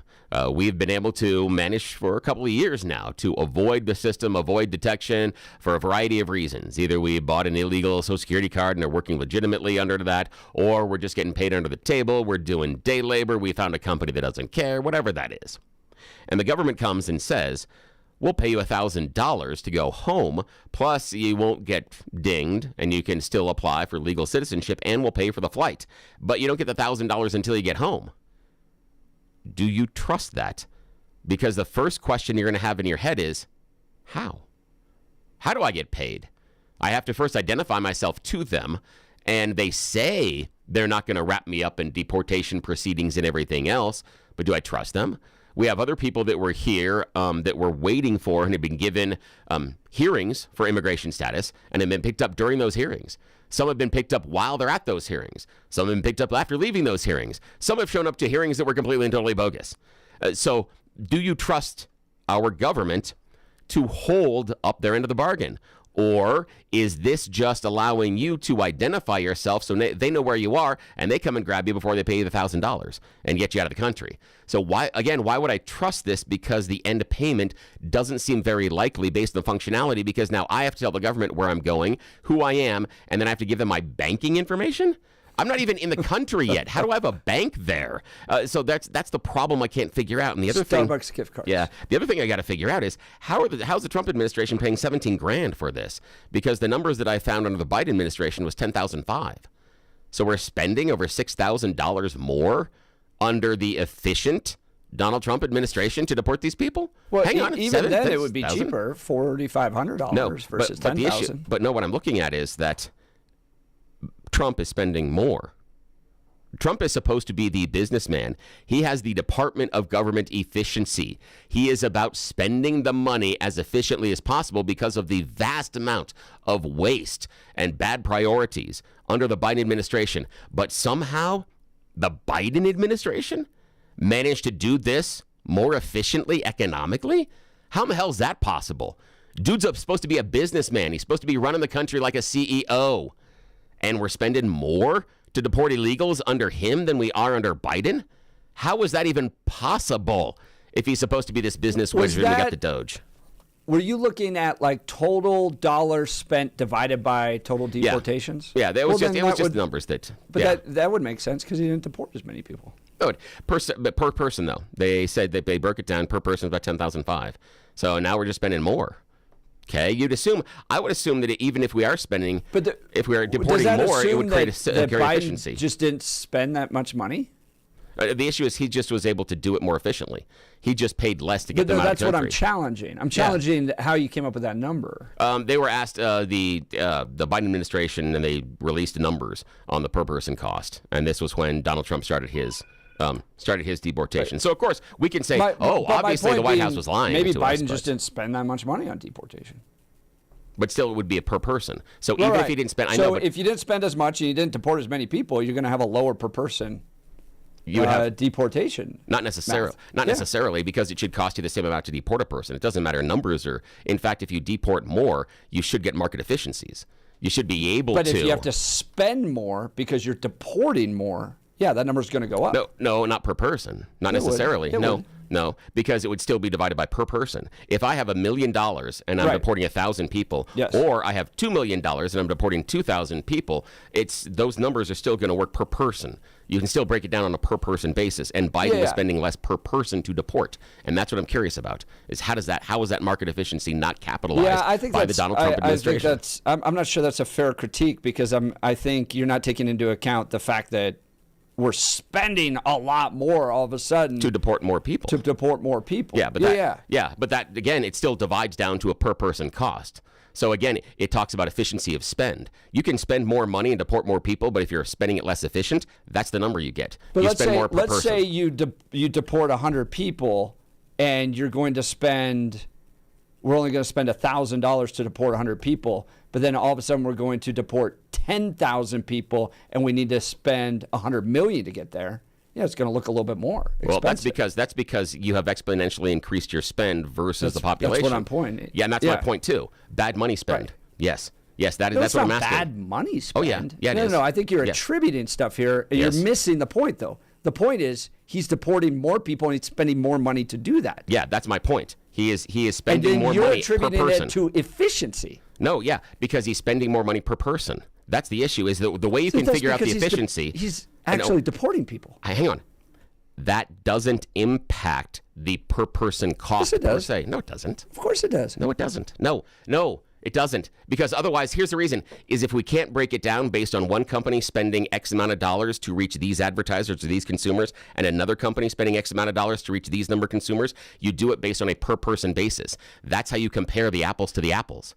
And that's what I'm doing. But you're not comparing apples to apples. Yes, I am. I'm doing the apples to the apples. Biden spent less money. Because Biden wasn't deporting people. It doesn't matter based on numbers. It's based on per person spend. And that's my question. Per person spend is less under Biden. I just want to know Bill how. And I would debate the color of the sky. Yeah, I just want to know how. The per person spend is more efficient under Biden. Doesn't make any sense. Makes no sense whatsoever. People. What do you mean it doesn't make any sense? He wasn't deporting people. That doesn't matter when you're talking about per person. Yes, it doesn't. It totally does. Jeff, Bill, it doesn't. Based on economics, it doesn't. Yes. No, the total spend is always divided by number of people. In both math problems, hang on. In both math problems, it is total amount of dollars spent divided by number of people. Both math problems are done the same. They are not apples to apples, Bill. Hang on. Yes, they are. Both math problems are the same. Why not? Because you're looking at total costs spent to ICE, right? You're taking just a pot of money going, this is the money sent to ICE and DHS. This is the number of people deported. Ergo, this is the per person cost. But the entire formula is wrong.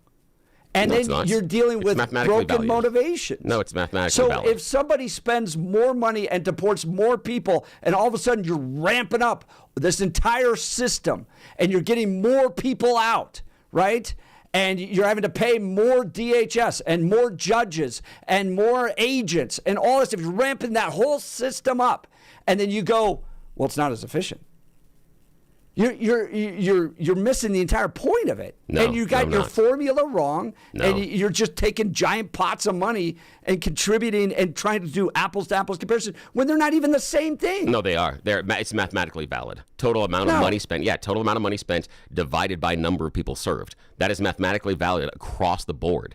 And yes, I agree that they are ramping up and they're spending more money in legal enforcement. Yes, but at the core, and then you're going, well, Biden's costing them, Trump's not as efficient as Biden. At the core, it is costing them more to deport the illegals. Which, if it is efficient, if it's market efficiency, you would be spending more and you would be able to deport more illegals, and it would cost you less because of that efficiency. That's the idea. That's why you buy in bulk. That's why you buy at Costco and you pay per less individual container than if you buy it off the store at King Soopers. Same thing. I would assume since they're doing it in bulk.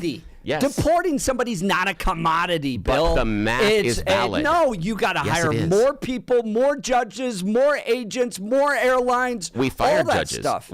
Donald Trump fired judges. That should make it more efficient. Oh, then. Bill, no. The mathematics is No, the mathematics are value. No, I'm just asking how. This was a question about whether or not this is a good way to save money, and you're looking at and going, well, Donald Trump isn't getting people out as cheap as Joe Biden. We're getting distracted here. That's my point. Yes, we're getting distracted. And my point was just on the side. It was a side point saying, I don't understand how the business guy is spending more to deport illegals. And you're like, and you're defending it saying I'm wrong. We should move on from this point. Donald Trump at the core is spending more per person to deport illegals. I don't understand that. I'm not sitting here throwing rocks at him. I'm not sitting here and saying he sucks or anything else. I'm just bringing the math to the table that it's costing him more to deport an illegal than it did under Biden. That's all I'm doing. It's a basic math problem. You said it's a businessman, it's efficiency, all this stuff, and I'm saying it's a basic math problem. Ramped up an entire new system. It's like basic you bring math. a new factory online, and then all of a sudden you're like, well, it's because all of a sudden our costs are going up. But yeah, you brought in a whole new factory. You created this entire new system. Yes, if you They're brought in not apples to apples comparisons. But if you brought a new factory online, you are going to see some capital expense, but you should see market efficiencies on the other end as far as production. Your cost per unit should go down if the factory was built to do that. If the factory is built and it raises your cost per item that is being manufactured, you did a bad job. That's it. Oh, my gosh. Oh, Bill and I would debate everything. 303-696-1971 if you want to join the conversation, or text us on the Dan Caplis Law text line, 720-819-5115, 720-819-5115. Here's the point. All right. You have a few ways to get out of this country if you're an illegal immigrant right now. Okay? You can wait and live in the shadows and roll the dice and hope that Tom Homan and the rest of them aren't going to come get you, right? That's a big risk at this point because they're picking people. You go to a nightclub on a Saturday night, you're going to get picked up by ICE. So do you risk it? Keep your head down. Try to be quiet. You can self-deport quietly. Get out of here. I will tell you, if I was an illegal immigrant, that would be the way I do it, because getting your name on any list by a government, not a good thing. If you're not supposed to be there, okay? That list lives forever. Your name is on some list somewhere, okay? So I think that the smart illegal immigrants are quietly getting out of here and going to get in line and do this the right way, which is what they should have done all along. But if there's a small iota of intelligence there and you want long-term American residency, you're getting the hell out of here quietly. You're going back to Mexico. You're going to figure out the paperwork. You're going to hire an attorney. You're going to do all that stuff. You're going to do it right, okay? Now, there is a group out there that's not going to do it, that's going to go, $1,000 and a free plane ticket. it's in America's best interest to offer them that. I don't think they're the smartest people, but you should probably take that. It's better than living in the shadows hoping Tom Homan, because if Tom Homan grabs you, you're never getting in this country. You're on a list of never entry. All right, so you have this third way. My first response to this was, I don't really like it, and I don't like the idea of us having to pay these people to leave, but if it saves us 70% of the costs, then yes, I think they probably should take it, and it's probably worth doing. All right, we'll get to the phone lines and more, plus text messages are hot this morning. Yes, they Bill, are. I mean, we're getting like so many. We're getting multiple ones a second at this point. And I'm getting people that are calling that can't join us on the air that are getting mad at me. But yeah, we'll talk to Mark here in a second when we get back from the break. This will be fun. We've got a lot to talk about. All right. Now, if you do have a business, though, and you got to deal with all the stupid crime policies of Colorado because they're terrible out there, well, then alarm detection systems are the people you got to call, because it's all about reliability, right? And it's not optional when business security is on the line. It's absolutely essential. Alarm detection systems, highest level of service and expertise. Think about all the time you could be saving if you just had one source for your cameras, your key card access, fire and intrusion systems, 24/7 professional monitoring, expert installation, tested by highly trained technicians, same day or next day service, dedicated teams for cameras, access control, and fire alarms, and over 300 security professionals working for you. Choosing ADS means your business stays protected, be ready to open tomorrow, even when Phil Weiser's your attorney general. They combine human monitoring with the latest AI camera technology to prevent crime in real time, trusted by small and large businesses, including many Colorado schools. Their security experts will review your system for free. All you got to do, go to adsalarm.com, schedule your appointment today. adsalarm.com, alarm detection systems, the first choice of Front Range and Colorado businesses. adsalarm.com. We'll continue with your phone calls, texts, as you critique Bill and I's math. You're listening to The Jeff and Bill Show. I was told there'd be no math. This is Denver Stock Leader News Talk 710 KNUS.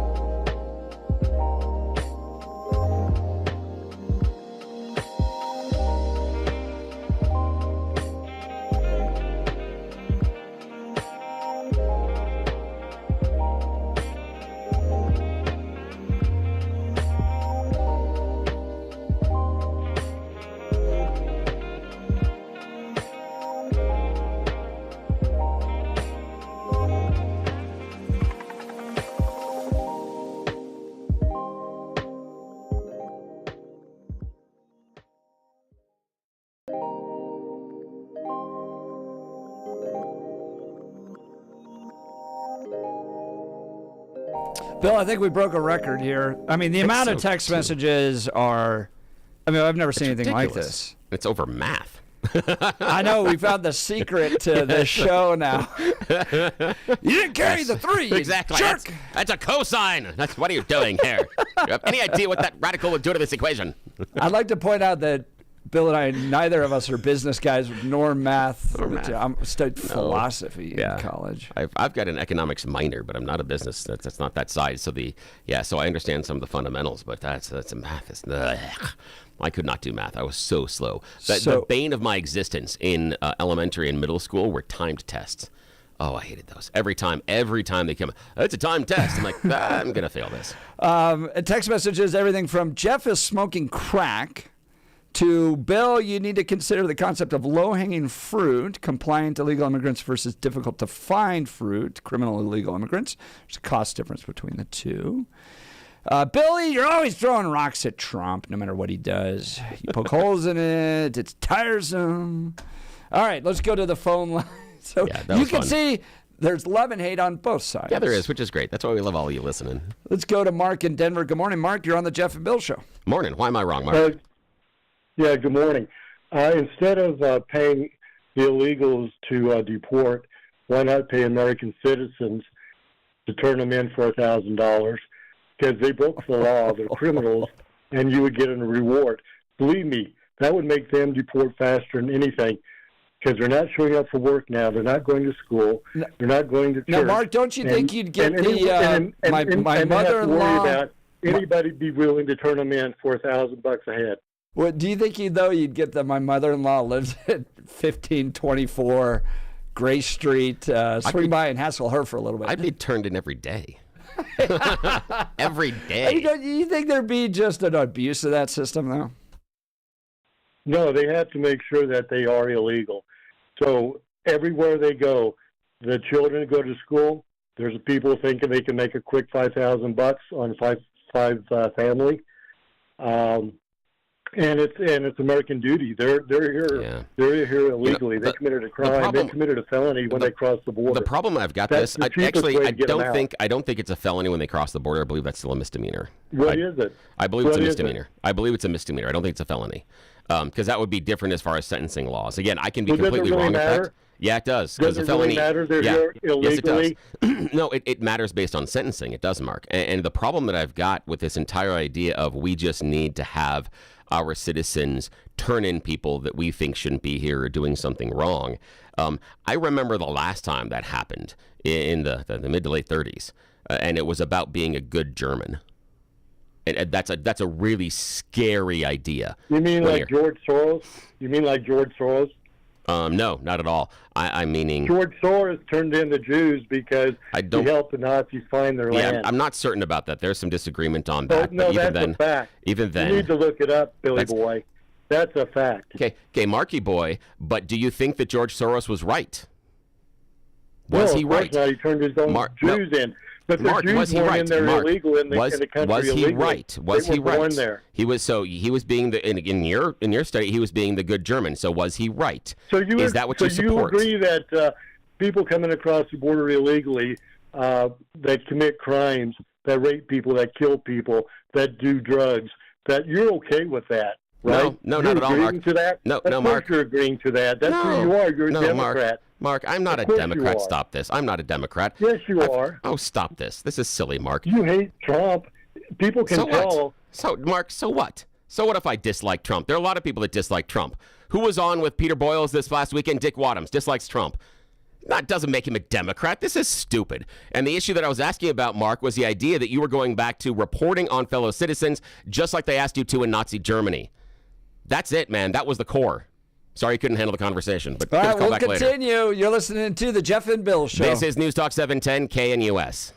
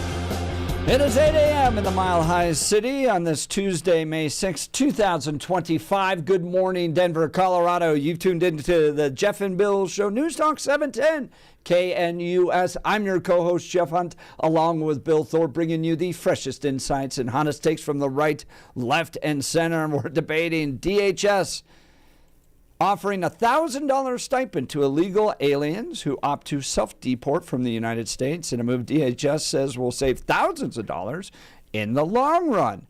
Right now, the DHS is anticipating the cost to arrest, detain, and deport someone to be around $17,000. Now, with this stipend, plus airfare and cost to DHS, they're thinking this could roughly be about $4,500 on average, so saving about 70% for the American taxpayer. Now, are we just rewarding criminal behavior, or is this a smart move? I think there's three different groups of people out there. One that are going to kind of try to keep their head down, hope that Tom Homan never finds them. I think that's the stupidest thing you can do, okay? Because once you get caught there, and I think Homan will find you, if that happens, you're on the list. You're no chance ever to come back to America. You're done. Second option, quietly get the hell out of here. Hope no one ever noticed you were here in the first place. Go back to your country of origin and do it the right way.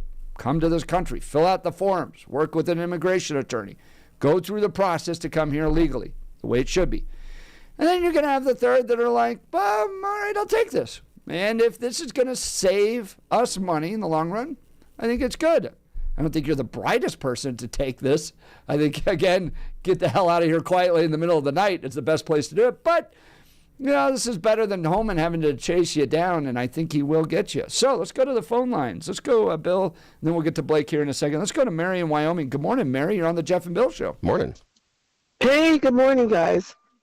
I believe it's a good cost. In other words, if you get them out for $1,000 and a plane ticket, you're not giving them money and services that you are already, these cities are, that are going into bankruptcy. I mean, you don't get an important reminder, the services that we're having to spend on these folks. Well, just like the schools, they have kids. Look how much money we're spending for them for their schooling. So in other words, if they leave, I think that is the best, really, for them. Got a question for you, Mary, on that one. Do you offset that based on the income they also provide? I have a real problem with what income. What do you mean, what income? They're not in most cases, they're not self-sufficient. Yeah, no, most they cases, are. Yeah. Especially the families, most of the families they're getting housing, they're getting medical, they're getting food stamps. They have taken advantage of all the benefits we taxpayers paid for other citizens. Okay, got a question for you, Mary. I have a question for you. How was an illegal immigrant going to register to get food stamps? How do they register to get housing support? They show up. They're already on benefits. We did not cut the benefits. Yeah, we have not cut benefits to them. That's one of the things I think that Trump should do. No, here's the thing: as Jeff outlined, you show up in Denver if you're illegal. Okay, 6 months of an apartment. After that 6 months, how do they pay for housing? Where do they register? What do they do?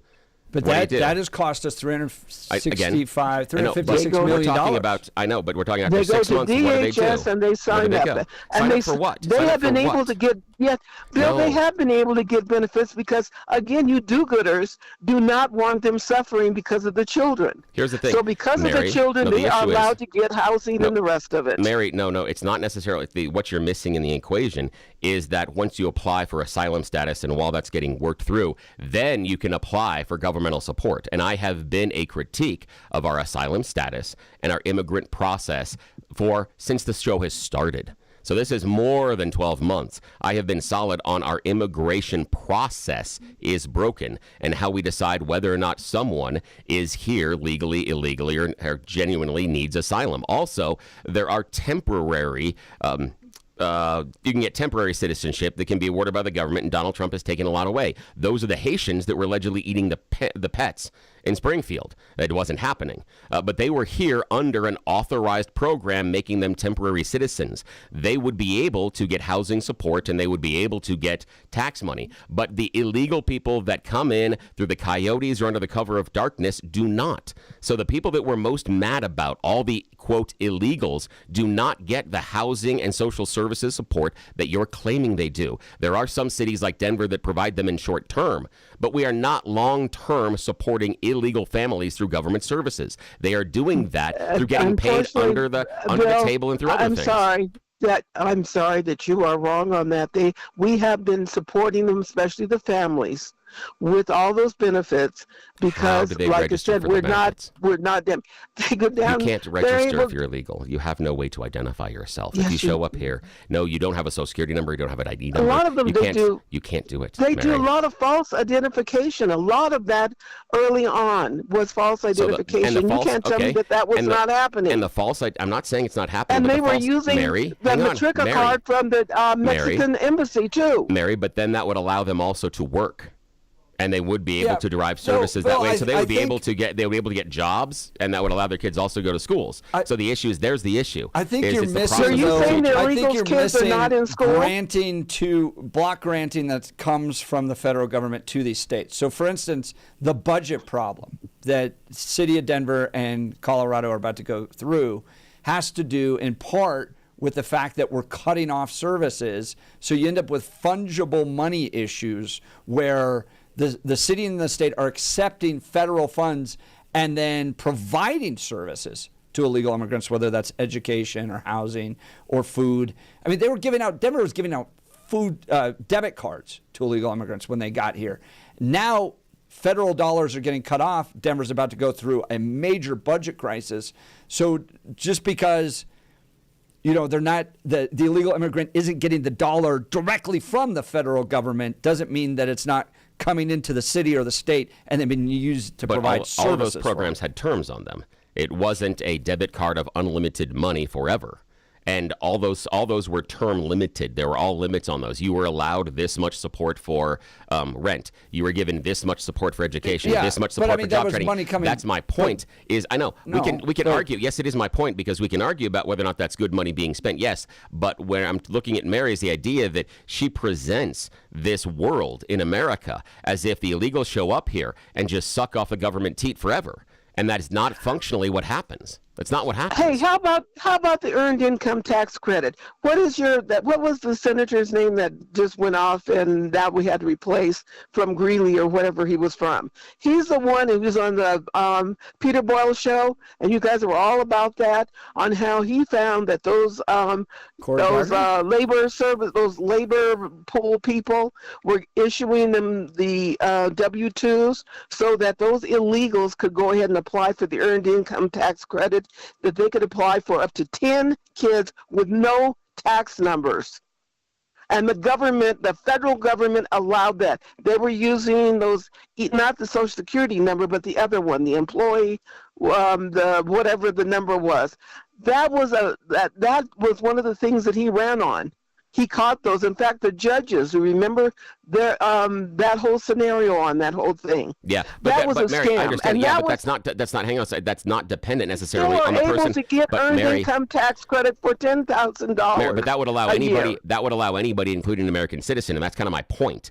Is that, and I appreciate the call. That's my point. Is that scam could be run by an American, or it could be run by an illegal. It could be run by someone that is claiming asylum, and that's the issue. Is, again, I'm not seeing this large-scale system that supports illegals in the perpetuity of their life once they show up here, and that's the argument. Is that they come here and they get everything for free, and they don't. It is short term. Just because they're not taking it, they're not like hooking up to their veins and sucking on the government teat for every single day in perpetuity for the rest of their lives, doesn't mean that there's not a lot of money, taxpayer dollars, going to provide services to illegal immigrants to the tune here in the city of Denver of $356 million. We're running broke because of this. And if the argument is, well, just because they don't take it forever, we can just ignore the fact that they're not taking a lot to begin with. I think that's wrong. No. It's again, I'm not arguing right or wrong on this one. I'm just talking about the idea that they're not taking it forever, that it is a short term. And Denver has spent their money very, very badly. The system that they have set up is ridiculous. The system that Denver Mayor Mike Johnson, for all you people that sit here and say that I'm a liberal and I'm a Democrat all the time, the system that Mayor Mike Johnson set up is bogus. It is crap. And we can see it not based on the money he spent, but based on the efficiency or lack thereof of transitioning any of these immigrants into realistic work. That hasn't happened. That is a failure of his process, his procedure, and the money that he spent. However, what I originally started this on was the amount of money both administrations were spending on getting an illegal out of the country. And other people want to say, well, we're not having to pay this extra money, so I should give Trump administration a discount. However, that discount would also occur under the Biden administration for stuff we wouldn't have to pay for them. We're now discussing this tangential issue about how much money we do or do not give illegal immigrants. That doesn't change my original math problem that pissed everybody off. But I agree that some of the money that we are spending in some of the programs are absolutely wrong and inefficient and do not help transition people that are in this country either illegally or through asylum or whatever reason into productive members of the society. But the assumption that everyone that is here illegal receives a government check every month and subsidized housing isn't borne out based on the facts. That's it. Yeah, and That's I just think $1 spent is an atrocious idea. All right. Fair. That's fair. Let's get to, well, we need to get to Blake Olson. Yeah, we I do. bet What are we Blake's supposed to been do? sitting there the whole time. I know. He's like, All and right. probably yelling at me.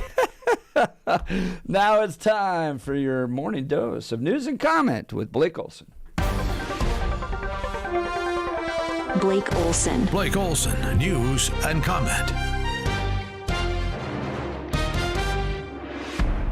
Hey, good morning. 47, mostly cloudy in Denver, expecting a high of 53 today. The 7-10 5-day forecast coming up. Our top story. This is not some type of wrongful conviction. There was very clear evidence. Tina Peters was very forthright with what she did. Oh, yeah, there's Queen Grizzy. Tried everything to keep DJT off the ballot in Colorado, like any proud lefty would. Says DJT's latest motion is unprecedented. 47 wants former Mesa County election clerk Tina Peters to be released from prison. She was a county clerk, someone elected to protect the county's elections, who instead let in unauthorized people to have access to her voting equipment to try to prove the big lie. Grizzy. Lauren Boebert got the ball rolling again, and then the president took to Truth Social on a post on Monday saying he will take all necessary action for the Department of Justice to set her free. Peters is serving 9 years for her involvement in voter fraud, they say, for the 2020 presidential election. But 9 years? We're letting pedophiles go. What in the world is going on with the judge railroading somebody for 9 years? Listener Joe in Arvada gets it. The DOJ has already launched an investigation of possible abuses of the criminal justice process.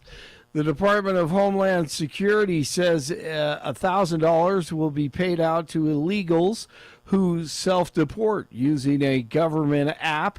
The department says the funds are a way for those in the country illegally to facilitate traveling back to their home country, and payments will be made after their return has been confirmed through the CBP Home app. Then they should bill the Bidens and Kamala Khan for allowing it all to happen. An activist Biden-nominated Judge Jamal Whitehead orders the DJT administration to take in roughly 12,000 refugees. That's all. Continue the absolute chaos. That is what the left does, and they do it so well. Scott Jennings schools fools like Jason Carter and Charles Blow again on CNN. They don't like the idea of a military parade the DJT is planning.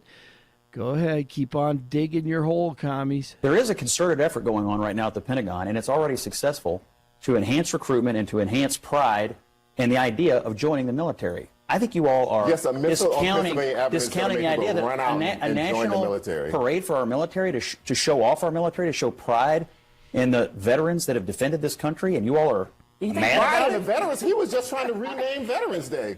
I'm super proud of our military, but I don't think we should waste money. I think that the worst thing for morale that I've seen is Pete Hegseth as the defense secretary. That's the worst thing you've seen? For morale? The literal worst thing you've seen? I think pretty much. I mean, it's embarrassing. If you want to embarrass people. Talk to a rank and file military person. They'll tell you the wet blanket is off. Yeah, that's Jimmy Carter's grandson, by the way. All right, so if you're so concerned about wasting money with this parade, then let's go back to the trans surgeries that are provided to active duty military. All right? Thank you. Right, don't come at me with wasting money when we're going to use taxpayer dollars to lop off perfectly functional body parts. Exactly, and do videos about pronouns and what color crayons to use in your safe space on military grounds. What a joke. These people are ridiculous. DJT welcoming in Canada's newly elected Prime Minister, Mark Carney, in just a few minutes, I believe. He's a total EU lefty. He's headed to the White House today. I don't know if he's coming to see me. I'm not sure what he wants to see me about, but I guess he wants to make a deal. Everybody does. They all want to make a deal because we have something that they all want. That's right. It's called freedom. It's getting warmer and summer is just around the corner. So guess what? It's time for Antifa to do their thing, and they're just spreading more craziness today in Seattle, looking to stir up stuff in between stirring up their coffee at Starbucks at the University of Washington in Seattle, and I think another campus, Seattle University possibly. But, they're doing what they do best. It gets warm, and then they'll start trashing cities all over the place. 7 seconds left. Westbrook, 5 seconds. They're down by 1. Gordon, got it! Aaron Gordon with a deep shot. Williams, three-quarter court, no good! The Nuggets steal game 1! That's a winner for Aaron Gordon! Incredible. Down 1 in Oklahoma City, game 1 of the second round, the Nuggets and the Thunder, and you hear it, Aaron Gordon, a three-pointer. Instead of driving to the hoop, Westbrook kicks it out, and he nails that one, drains it, and they steal it as they get ready for game 2 coming up on Wednesday. 43 in Boulder, 45 in Highlands Ranch, 47 in Denver. Jeff and Billy continue. Blake Olson, News Talk 710 KNUS. A storm system to our south will pump upslope winds into the Front Range today, tonight, and into early Wednesday, bringing more occasional chances of rain and thunder today, tonight, and tomorrow. Upper 40s to near 50 today with occasional rain, a little bit of thunder. Rain tonight, fog, lows near 40. Showers will continue Wednesday, highs near 60. Warming to the mid to upper 60s Thursday with a few showers, warmer for Friday and the weekend. Weather sponsored by Colorado's Best Roofing, reminding you to protect your home from the harsh Colorado weather and schedule your free no-obligation roof inspection today at roofingcolorado.com. That's roofingcolorado.com. Meteorologist Don Day in the 710 KNUS Weather Center.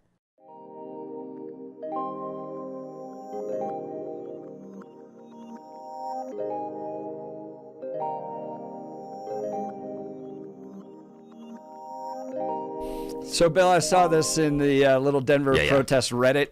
Ooh, yeah, tell me. There's a Mother's Day of Action protest down at the Colorado State Capitol. You know how I kind of point out that there's a protest just about every day in the state of Colorado? Just about every day. Donald Trump. Every day, yes. There's one on Mother's Day, literally one on Mother's Day from 2 to 6 p.m. down at the Colorado State Capitol. A day of action to support and recognize the injustices women are facing. Yeah, here's the thing. That, maybe if your mom, was grew up in the age of Aquarius. And be like, hey, Mom, let's go relive your youth. Go on down there, ask her to bring out her best tie-dye. You guys can get each other's hair. Got some bells to the outfits. You can go down there and maybe sing some Peter, Paul, and Mary songs. It'd be kind of nice. It'd be good. So break out the Woody Guthrie. You could do that. It'd be kind of nice. But if you're going to call your mom and go, hey, Mom, sorry, I can't swing by to hang out with you today. There's a protest downtown. Yeah, that's not good. In fact, Jeff and I should go to the protest, and we should bring signs that says, Mom says go home and call her. That's what we really should do. That's what we should do. That's right. So that's a stupid idea. Yes. What's a good idea? What's something that people should take Mom to? Great idea. Please share. The Black Eyed Pea of Colorado. Oh, hell yeah. Because they are putting out the spread. Yes. This Mother's Day, they are just knocking it out of the park. They are going above and beyond what they even did, in my opinion, for St. Patrick's Day. They got a special recipe for St. Patrick's Day brisket.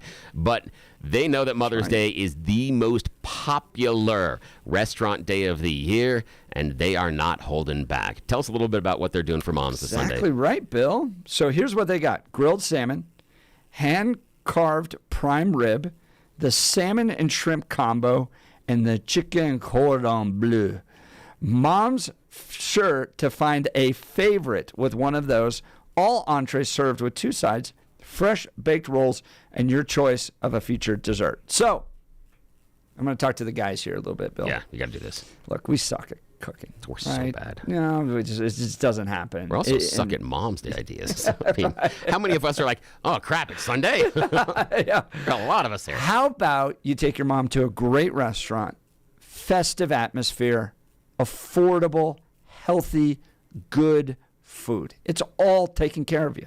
Yeah. All right? And the money you spend there stays in Colorado because they Exactly source right. their products from Colorado. They're Colorado owned and operated. The people working Maybe there. not the shrimp. I from brought this Colorado. up with Steve and Michelle. Not the shrimp. No, but the interesting thing is, But everything else pretty yeah, much. and the thing is, the weird part is that because of Colorado, where we're placed geographically in the country, you can get very fresh seafood, and they have sourced it properly to where this stuff has just landed on the plane at the tarmac a couple hours ago, and it's rushed over to all the Black Eyed Pea locations. This thing's cool. They also got some great desserts, cherry cobbler, peach cobbler, all served with ice cream. Come celebrate Mother's Day at the Black Eyed Pea, 10:30 a.m. this Sunday. And no matter what the occasion, Black Eyed Pea gift cards are always a great gift idea. I love everything about this restaurant. It's one of those few places you can go where the grandparents, us, and the kids all love the food, so you can transcend all those generations. I know you'll love it as well. Let them do the cooking for you. Help, love, and support your mother. Take her to the Black Eyed Pea this Sunday and keep it in Colorado. Visit the Black Eyed Pea near you. Yesterday was a rough day for some of us, Bill. Oh, yeah? Why? What? Including us, because we have some student loans. Ooh. And those kicked back on for the first time in 5 years yesterday. Yes, they did. They did. Yeah, tell me about it. 43 million people that clicked back on yesterday. Look, it's just part of life. You take out a student loan, you got to pay it back. I don't disagree, but that clicked on the federal government on Monday, resuming collecting defaulted student loan payments from millions of people for the first time since the start of the pandemic. And ours wasn't default. It's just since the pandemic, they weren't collecting it. So unless you programmed it to pay itself, which you were allowed to do, and I think some people did, others just said, look, we'll wait this out. We'll see. Maybe Biden forgives it. Maybe it kicks back on, who knows, but we'll let it see. Well, yesterday it kicked back on, and you got to make your payments. The U.S. Education Department has not collected on loans since March of 2020. Of the nearly 43 million people who owe money, only a little more than a third have made regular payments. In the last 5 years, student loan has grown to $1.6 trillion, officials said. Education Secretary Linda McMahon said taxpayers would now be saved from shouldering that cost. American taxpayers will no longer be forced to serve as collateral for irresponsible student loan policies. The move comes after years of legal back and forth about loan forgiveness and at a time when advocates say student borrowers are stretched thin from inflation and growing concerns over the cost of living. So we took out loans to pay for law school. And so I kind of know a bit about the process. These are folks that will work with you in every capacity, right? If you don't make a lot of money, they'll defer the payments. They have a income-based repayment schedule. Yeah. Right? This is not there's no loan shark that's going to come kick in your door and beat your knees with a metal bat because you're not making. They will work with you to make it all up. So all that to say, there's no reason you can't make some form of repayment. And the idea that Biden was just going to wipe this all clean, right? This magical eraser that was just going to get rid of all this loan debt was never right, because they were going to have to offload the debt upon the American taxpayer, people who never signed up for this. I think a lot of people got scammed into paying a lot of student loans and taking on a lot of debt. I'm sorry that you got scammed into doing that. And if there was actual scamming out there, yeah, maybe hold those people accountable. But if you just believe that somehow you were going to go to college and assume $200,000 of debt, and then there's this wonderful job waiting for you afterwards, and now you're trying to make ends meet, and it's a struggle, I'm sorry. That's just life. You took out too much debt. You got to pay it back. Biden was wrong to ever even try to wipe this clean. And, a bunch of kids are growing up tomorrow and today as a result of having to pay back these debts. Bill, your thoughts? Yeah, I can see why we're upset, but they talk about irresponsible student loan policies. But in my lifetime, I've seen irresponsible airline policies that crashed their industry, and I bailed them out. Didn't work for any of the airline industries at any point in time. I didn't even get a free ticket on any airline. I didn't even get some of those like junior pilot's wings you get when you're a kid and you get on the plane. Didn't even get those. And I agree with you. Those bailouts drove me crazy. And the auto industry, mortgage bailouts, auto industry, Solyndra. So the thing for me is that we've done all of this before. Now, the people at the bottom end of the ladder in many cases, and I would love to just have this means tested too. It'd be fine with me. But the idea that the people on the bottom end of the income ladder are the ones that are receiving the benefit, and now everyone's running around with their hair on fire. Oh, we can't possibly have the taxpayers. Dude, the people at Goldman Sachs and the big banks and the other investment companies nearly crashed the world economy. I agree. And then got their salaries and their bonuses for doing it. And that was with our money. Our money.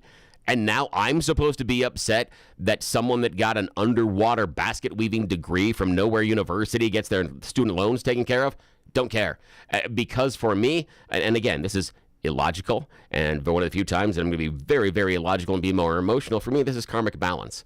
I'm fine with the people on the lower end of the economic scale getting bailed out by the government because they never get this kind of a bailout. It's always the people up top. It's always the people in the big companies and the big banks and the big airlines. It's never providing relief for those on the bottom.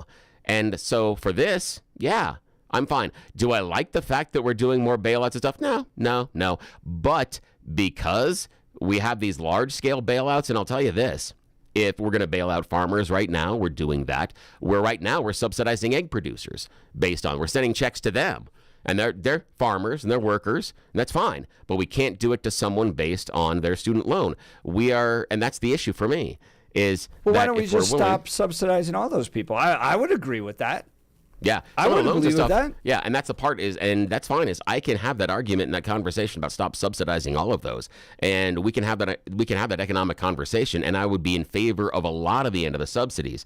But for me, if the automobile manufacturers collapsed, oh heaven forbid the EV market in this country collapsed with Tesla. Oh God, we bail them out in a second. Right now, the only reason Tesla is even profitable is because of carbon offsets. It's not because they're a good car company.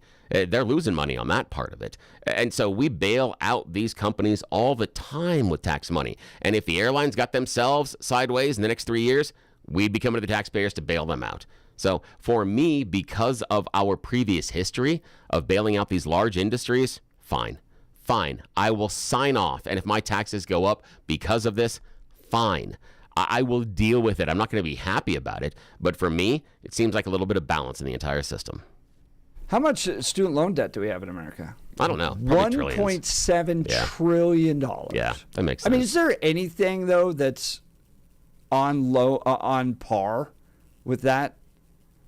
I mean, Tesla's not. Electric cars aren't spending $1.7 trillion. And again, and I think I would, and if it was up to me, and it probably shouldn't be, for a wide variety of reasons, including I'm not that good at math, but if it was up to me, I would means test a lot of this. It's like with Social Security. I think one of the dumbest things that we do is don't means test Social Security at a level that we really should.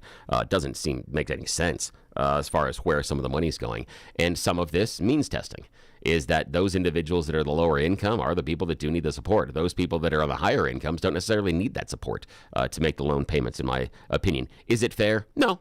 Nope. And I admit that at Jump Street, that if I was in charge of this, how I would make the decisions on whose loans were forgiven and whose weren't, nope. At the end of the day, it wouldn't be fair. I mean, and I'd be okay with that. Okay, so with regards to the mean testing, you have granting, and grants are different than loans, right? Yes. So my wife grew up in a poor family. Yeah. And so she relied on grants to get a college education. Yeah, Pell Grants and others. Pell Grants and those types. And then she worked very hard to go get scholarships. And I will tell you, as somebody that worked for a university, there's a lot of scholarships that never go fulfilled because no one ever even fills out the form, right? So you have grants for those that are at the poorest level. Yeah. You have scholarships that are going unfulfilled, and then you just have people taking on crap load of debt, and and then they're not negotiating down interest rates. They're just accepting high interest debts from the federal government in some cases,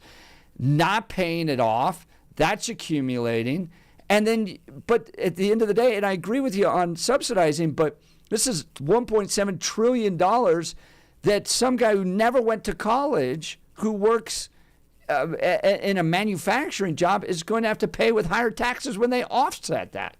And that's not right.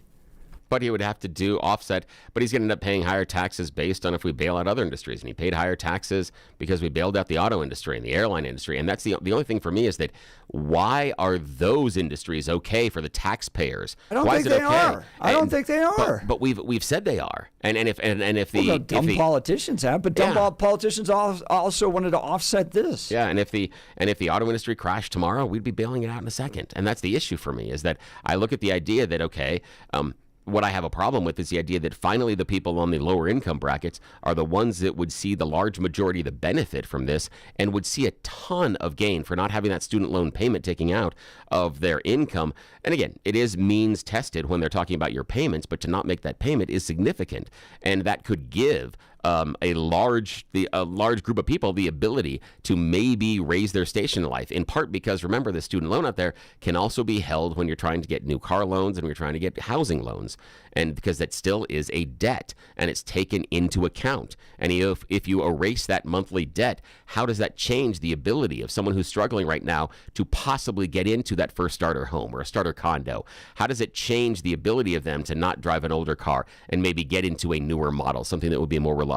Could it be a family of two that has one car that could finally afford the payment on a second used car? Could they afford the extra childcare, the tutoring the kids need? Could they afford the braces? That's the issue. And so for me, the economic benefit derived from the people at the bottom, they can get a leg up. So I'm okay with it. I think it sucks. I think it hurts. And yes, taxes are going to go up. Am I cheering about it? No. But because of who it's going to benefit in the large majority of things, yeah. I would take the castor oil and I would say, finally, I feel like it's helping someone that I feel needs the help rather than the guy who's going to be getting a bonus from Goldman Sachs after crashing the economy. I agree with you that bailing out those banks, bailing out the car industries was wrong and shouldn't have been done. But this is just perpetuating that. And there's plenty. There already exists lots of money to help means-tested people that don't have the money to be able to go to college. Writing off this debt puts that burden upon the taxpayer that never asked for this in the first place. Join that conversation, 303-696-1971, or text us on the Dan Caplis Law text line, 720-819-5115. And here's another question I had. This was something that Joe Biden ran 100% on, or Kamala Harris did. We're going to forgive student loans. We're going to forgive all that Donald Trump saying we're not going to do it. And youth kind of came over and supported Donald Trump. Are people now kind of rejecting the college scam out there? That maybe they shouldn't have been going in the first place. It's not right to jack up all these costs upon people. And they're not blaming the government. They're blaming colleges for this as well. Is college education worth it? Join the conversation, 303-696-1971. You're listening to The Jeff and Bill Show. This is Denver's Talk Leader News Talk 710 KNUS. I'm John Pullen, Special Agent in charge with DEA's Rocky Mountain Field Division. I want to thank our federal and local partners for assisting us with an operation.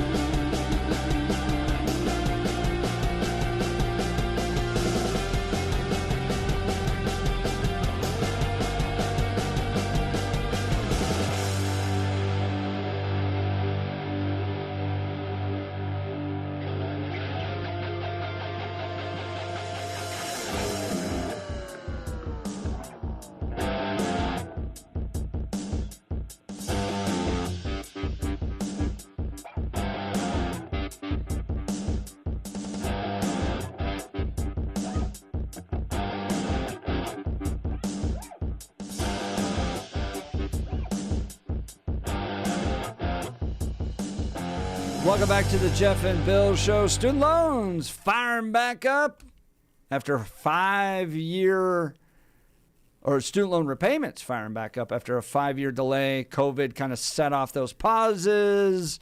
And then the debate over student loan, quote, forgiveness, which was just passing it on to blue-collar workers. Bill bringing up the point, look, we bailed out a lot of other things. What's wrong with bailing out these people? My argument, there's plenty of other ways to get money if you're low income. If you're assumed debt and you get a crummy degree and then you're going to offload that debt upon blue-collar workers, it's not fair. The other thing, too, question is college worth it? Is it worth all this debt that was accumulated? We're at $1.7 trillion of student loans in this country. Let's go to Mark in Westminster. Good morning, Mark. You're on the Jeff and Bill Show. Morning. How you doing, you guys? Good. Thanks for joining How us. you What's on doing? your mind? Good. Look, I think in some ways you're both right, but you know, who says the student loan people are crashing like the auto companies or the airlines? Some are doing well, some aren't. They made student loans non-dischargeable in bankruptcy. Why don't they make them dischargeable in bankruptcy and then let the individual decide, and it's means tested through bankruptcy, because they aren't all doing badly. Some are doing well. There's not this crisis in student loan. It was just a gift from Joe Biden to try to get votes for the student loan people. But I agree, there's some who should be, and it shouldn't be the worst thing, but student loans should never have been federally guaranteed. How many other loans are, you know? That's a good point, Mark. Thoughts on it. I like that. I like the idea, and I do think that once the once the Fed started guaranteeing the student loans, it was an incentive to make bad loans, because you weren't going to lose the money, regardless. And I do like the idea. I love the idea. Now, here, just for a second, Mark, I love the idea of making student loans dischargeable through bankruptcy, because it solves our mean testing problem. That's actually great. I hadn't thought about that going further enough down the road, but I think you're right about that, man. Nice job. Then it can be an individual thing, because some are doing quite well, some are doing horrible, and they've been in there. It was a bad decision. That's the whole reason bankruptcy is there, because people screw up. It's not for geniuses that bankruptcy is for the average person that has a reversal or a bad fortune, and this happens, and everyone knows that. Young people do. I do.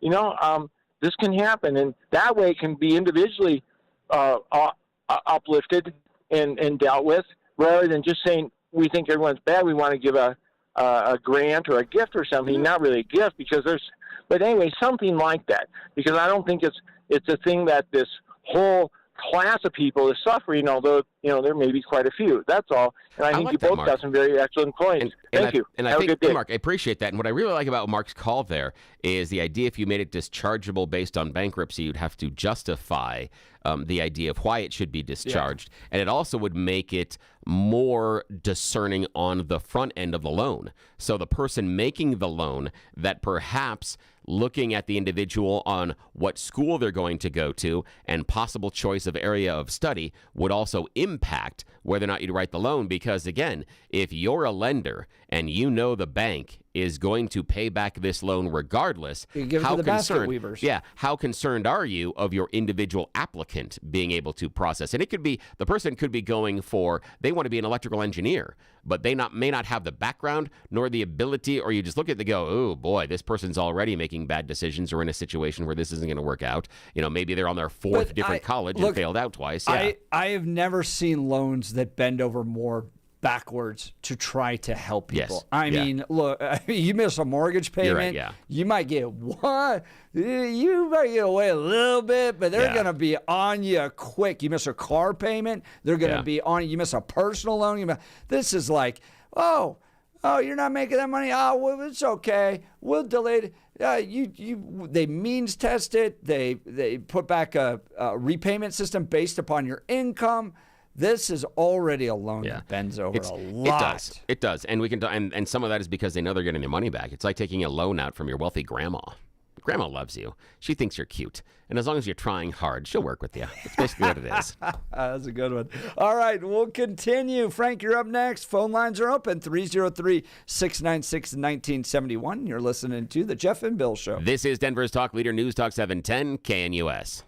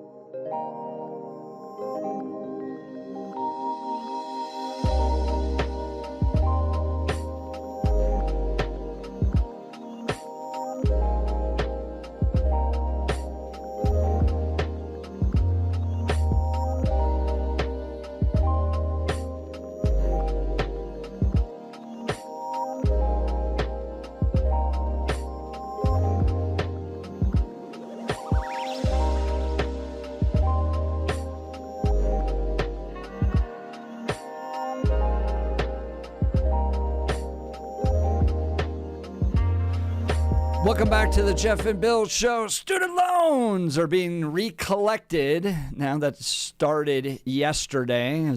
There's kind of a 5-year delay on having to make those repayments. Started with COVID, and then the debate with Joe Biden and student loan forgiveness. Well, Donald Trump clicking it back on, and you got to write those checks back.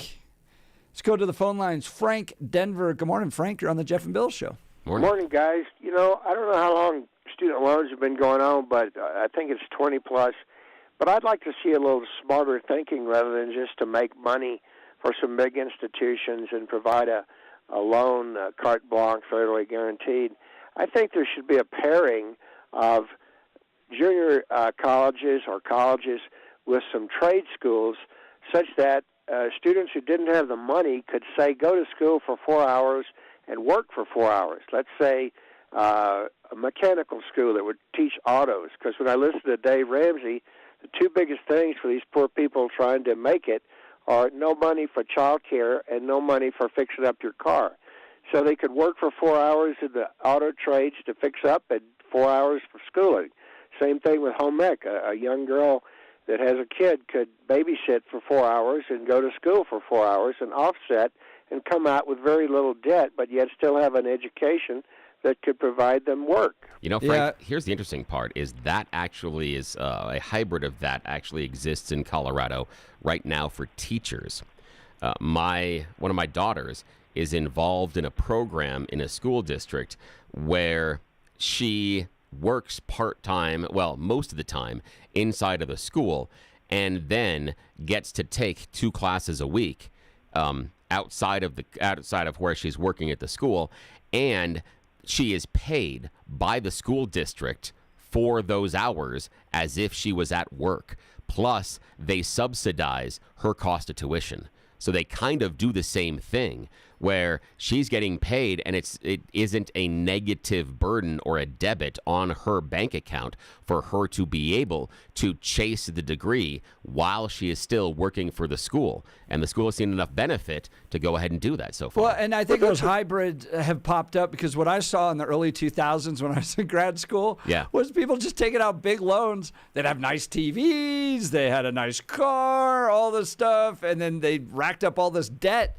And I don't think it was wise, and I think they got to pay it back. This would be on site, though, the babysitting school and or the car fixing school, so they could get them done right there while they're in school, and then come out and they're repaired, or the baby's there, or they work for 4 hours and offset their debt. Yeah, there's a challenge school that is a magnet school that exists inside of the Cherry Creek School District that my youngest is going to be attending for part of the day next year, and it has to do with that. They have a lot of trades under there. She was offered the opportunity to go to their mechanics school this semester right now, and she was excited until she got into class and saw that she was one of 2 girls. And the person that is teaching the class said, listen, these guys are going to run over the top of you. You're going to have to be strong. You're going to have to do this. And she's like, I'm not going to deal with this. So she's gone into a different program, but part of the program, it is more focused on the trades, and she is going to be traveling to that magnet school next semester in order to have part of her day be focused on something that we would consider more of a blue-collar job. But yeah, they're doing that. Point is, there's different ways to skin a cat rather than coming out with so much debt. Yeah. And part of the other problem, too, is because I worked at a university and we had to recruit students and all that stuff. Kids are expecting, when they go to college these days, like a Ritz-Carlton experience. They want a pool, and they want the nicest dorms, and they want, a food court with 18 different options in it and all this stuff. It has to be gluten-free and vegan. And so it's gotten out of hand. It's just gotten out of hand. This is a correction back. A lot of people don't need to go to college. You can have a perfectly fine life without having to go to college to begin with. So racking up all this debt for basket weaving so you can live in a Ritz-Carlton, it just wasn't worth it. I just think they should teach financial education, too. Oh, should they ever? They need to teach that to our politicians. Should they ever? Thank you so much for the call, Frank. Call. I think as a rule, we should make a rule that freshman dorms have to smell like stinky feet and old cheese. That's exactly right. Just mandatory. Yeah, you got to make through that first year. Then you can continue and get into nicer dorms. First year dorms, they got to suck. And hot water is only on for 2 hours a day.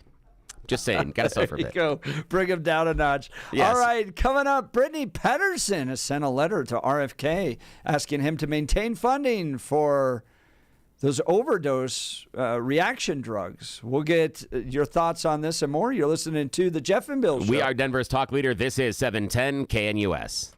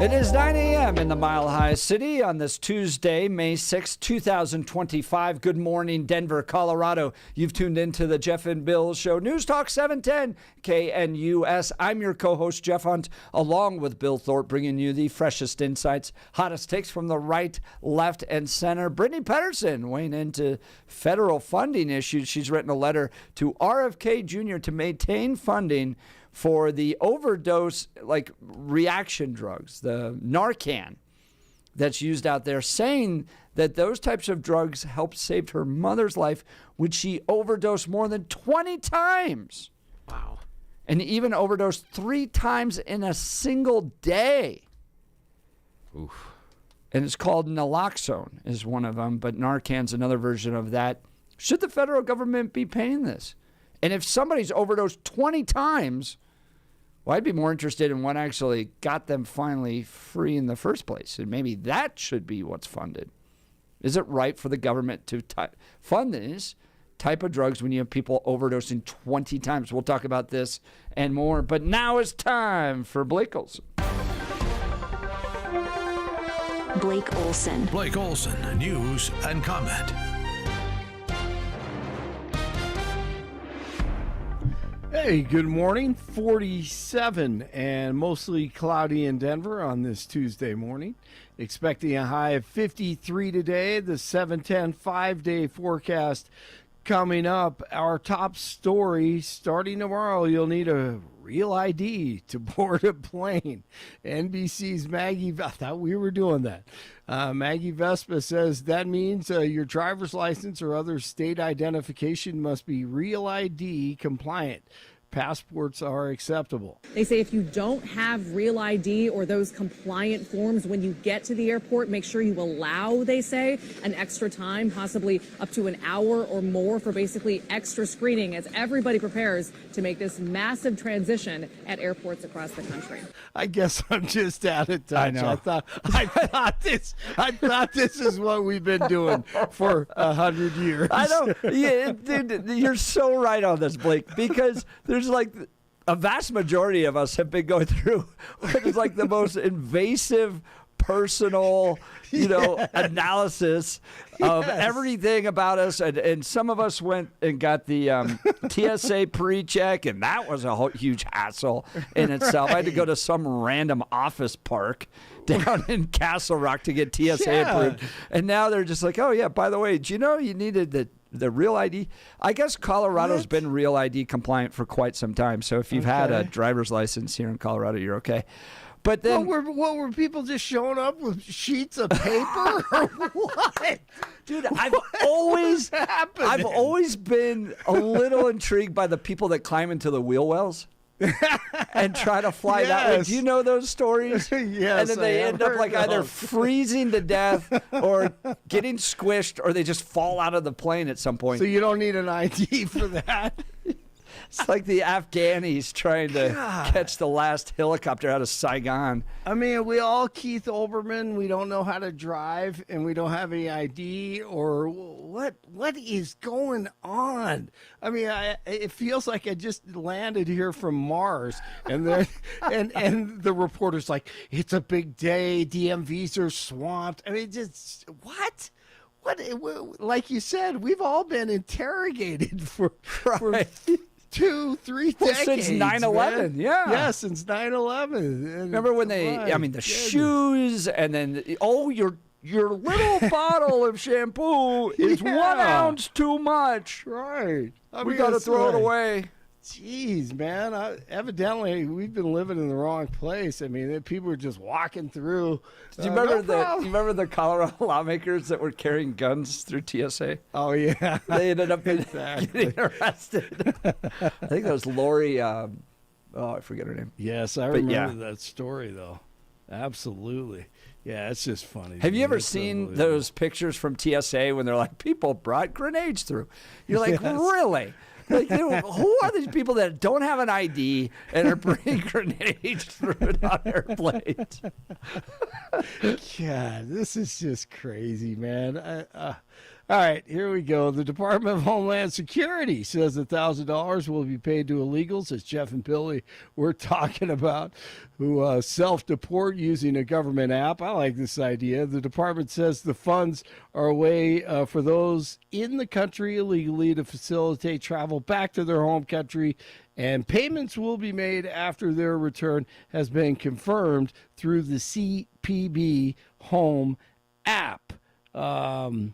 Maybe Alejandro Mayorkas could chip in and pay some of it back, since he just, he let the floodgates open up and acted like he lost his vision for 4 years. Total freak show. And then there's activist Biden-nominated Judge Jamal Whitehead orders the DJT administration to take in roughly 12,000 refugees to continue the absolute chaos. Everything starts and ends with warriors from training to the battlefield. We are leaving wokeness and weakness behind. Patriotism may be dead on the left, but not on the right. Recruitment is up in the military, thanks in part to Pete Hegseth and DJT. No more pronouns, no more climate change obsession, no more emergency vaccine mandates, no more dudes in dresses. We're done with that shit. I cut it out. Yeah. Let's go. We're focused on lethality, meritocracy, accountability, standards, and readiness. I am your sergeant, your senior drill instructor, your mama and your papa. I will watch over you every minute. I will be your whole world from now on. That's Sergeant Carter. Now, another Carter, Jason Carter, Jimmy Carter's grandson, and Charles Blow, great last name for him because he does.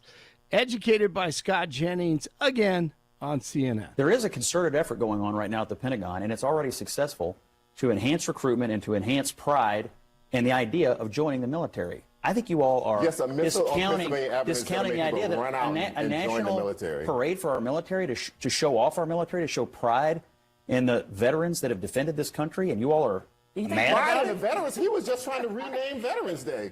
I'm super proud of our military, but I don't think we should waste money. I think that the worst thing for morale that I've seen is Pete Hegseth as the defense secretary. That's the worst thing you've seen? For morale? The literal worst thing you've seen? I think pretty much. I mean, it's embarrassing. If you want to embarrass people... Talk to a rank and file military person. They'll tell you the wet blanket is off. Oh, keep on digging that hole. Speaking of lefties. This is not some type of wrongful conviction. There was very clear evidence. Tina Peters was very forthright with what she did. That's Queen Grizzy. Tried everything to keep DJT off the ballot. You'll remember that in Colorado last summer. Says that DJT's latest motion is unprecedented. 47 wants former Mesa County election clerk Tina Peters to be released from prison. She was a county clerk, someone elected to protect the county's elections, who instead let in unauthorized people to have access to her voting equipment to try to prove the big lie. Lauren Boebert, she got it all going last night, and then the president took to Truth Social and said that he wants the DOJ to get her out of prison as soon as possible.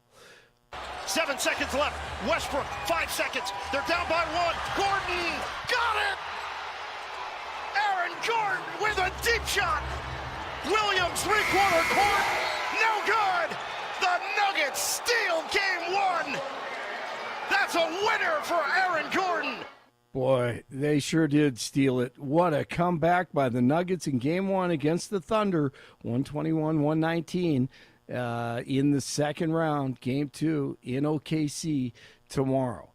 43 in Superior, 45 in Englewood, 47 in Denver. Jeff and Billy continue. He's coming to see me. I'm not sure what he wants to see me about, but I guess he wants to make a deal. We'll see. Blake Olson, News Talk 710 KNUS. A storm system to our south will pump upslope winds into the Front Range today, tonight, and into early Wednesday, bringing more occasional chances of rain and thunder today, tonight, and tomorrow. Upper 40s to near 50 today with occasional rain, a little bit of thunder. Rain tonight, fog, lows near 40. Showers will continue Wednesday, highs near 60. Warming to the mid to upper 60s Thursday with a few showers, warmer for Friday and the weekend. Weather sponsored by Colorado's Best Roofing, reminding you to protect your home from the harsh Colorado weather and schedule your free no-obligation roof inspection today at roofingcolorado.com. That's roofingcolorado.com. Meteorologist Don Day in the 710 KNUS Weather Center.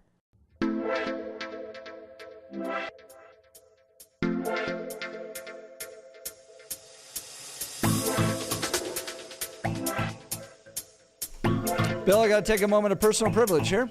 Yes, sir. I want to wish a very happy anniversary to my parents. Oh, that's wonderful. 47 years today. Wow. Isn't that great? That's huge. Yeah. That's really cool. They've built a great partnership, successful that's wonderful. family, successful business together. Yeah. They did it right. Very inspirational to the rest of us. So Happy that's wonderful. 47 years to my parents. That is so today. wonderful. Happy 47. They got married on That's 5, nice. 6, 7, 8.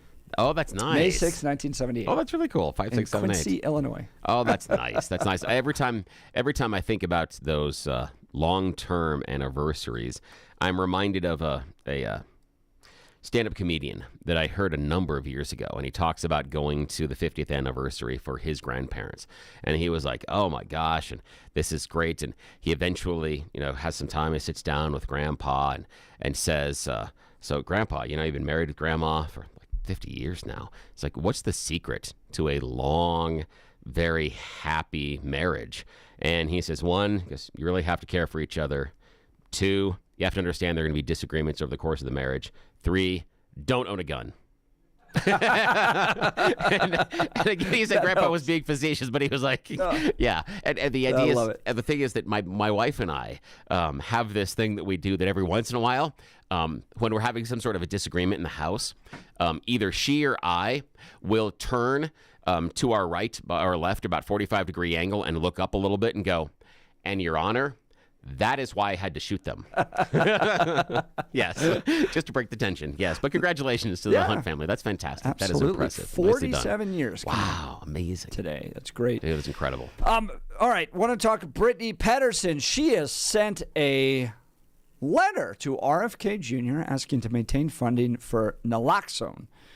Invokes mom's opioid battle. This is the Denver Post reporting here. U.S.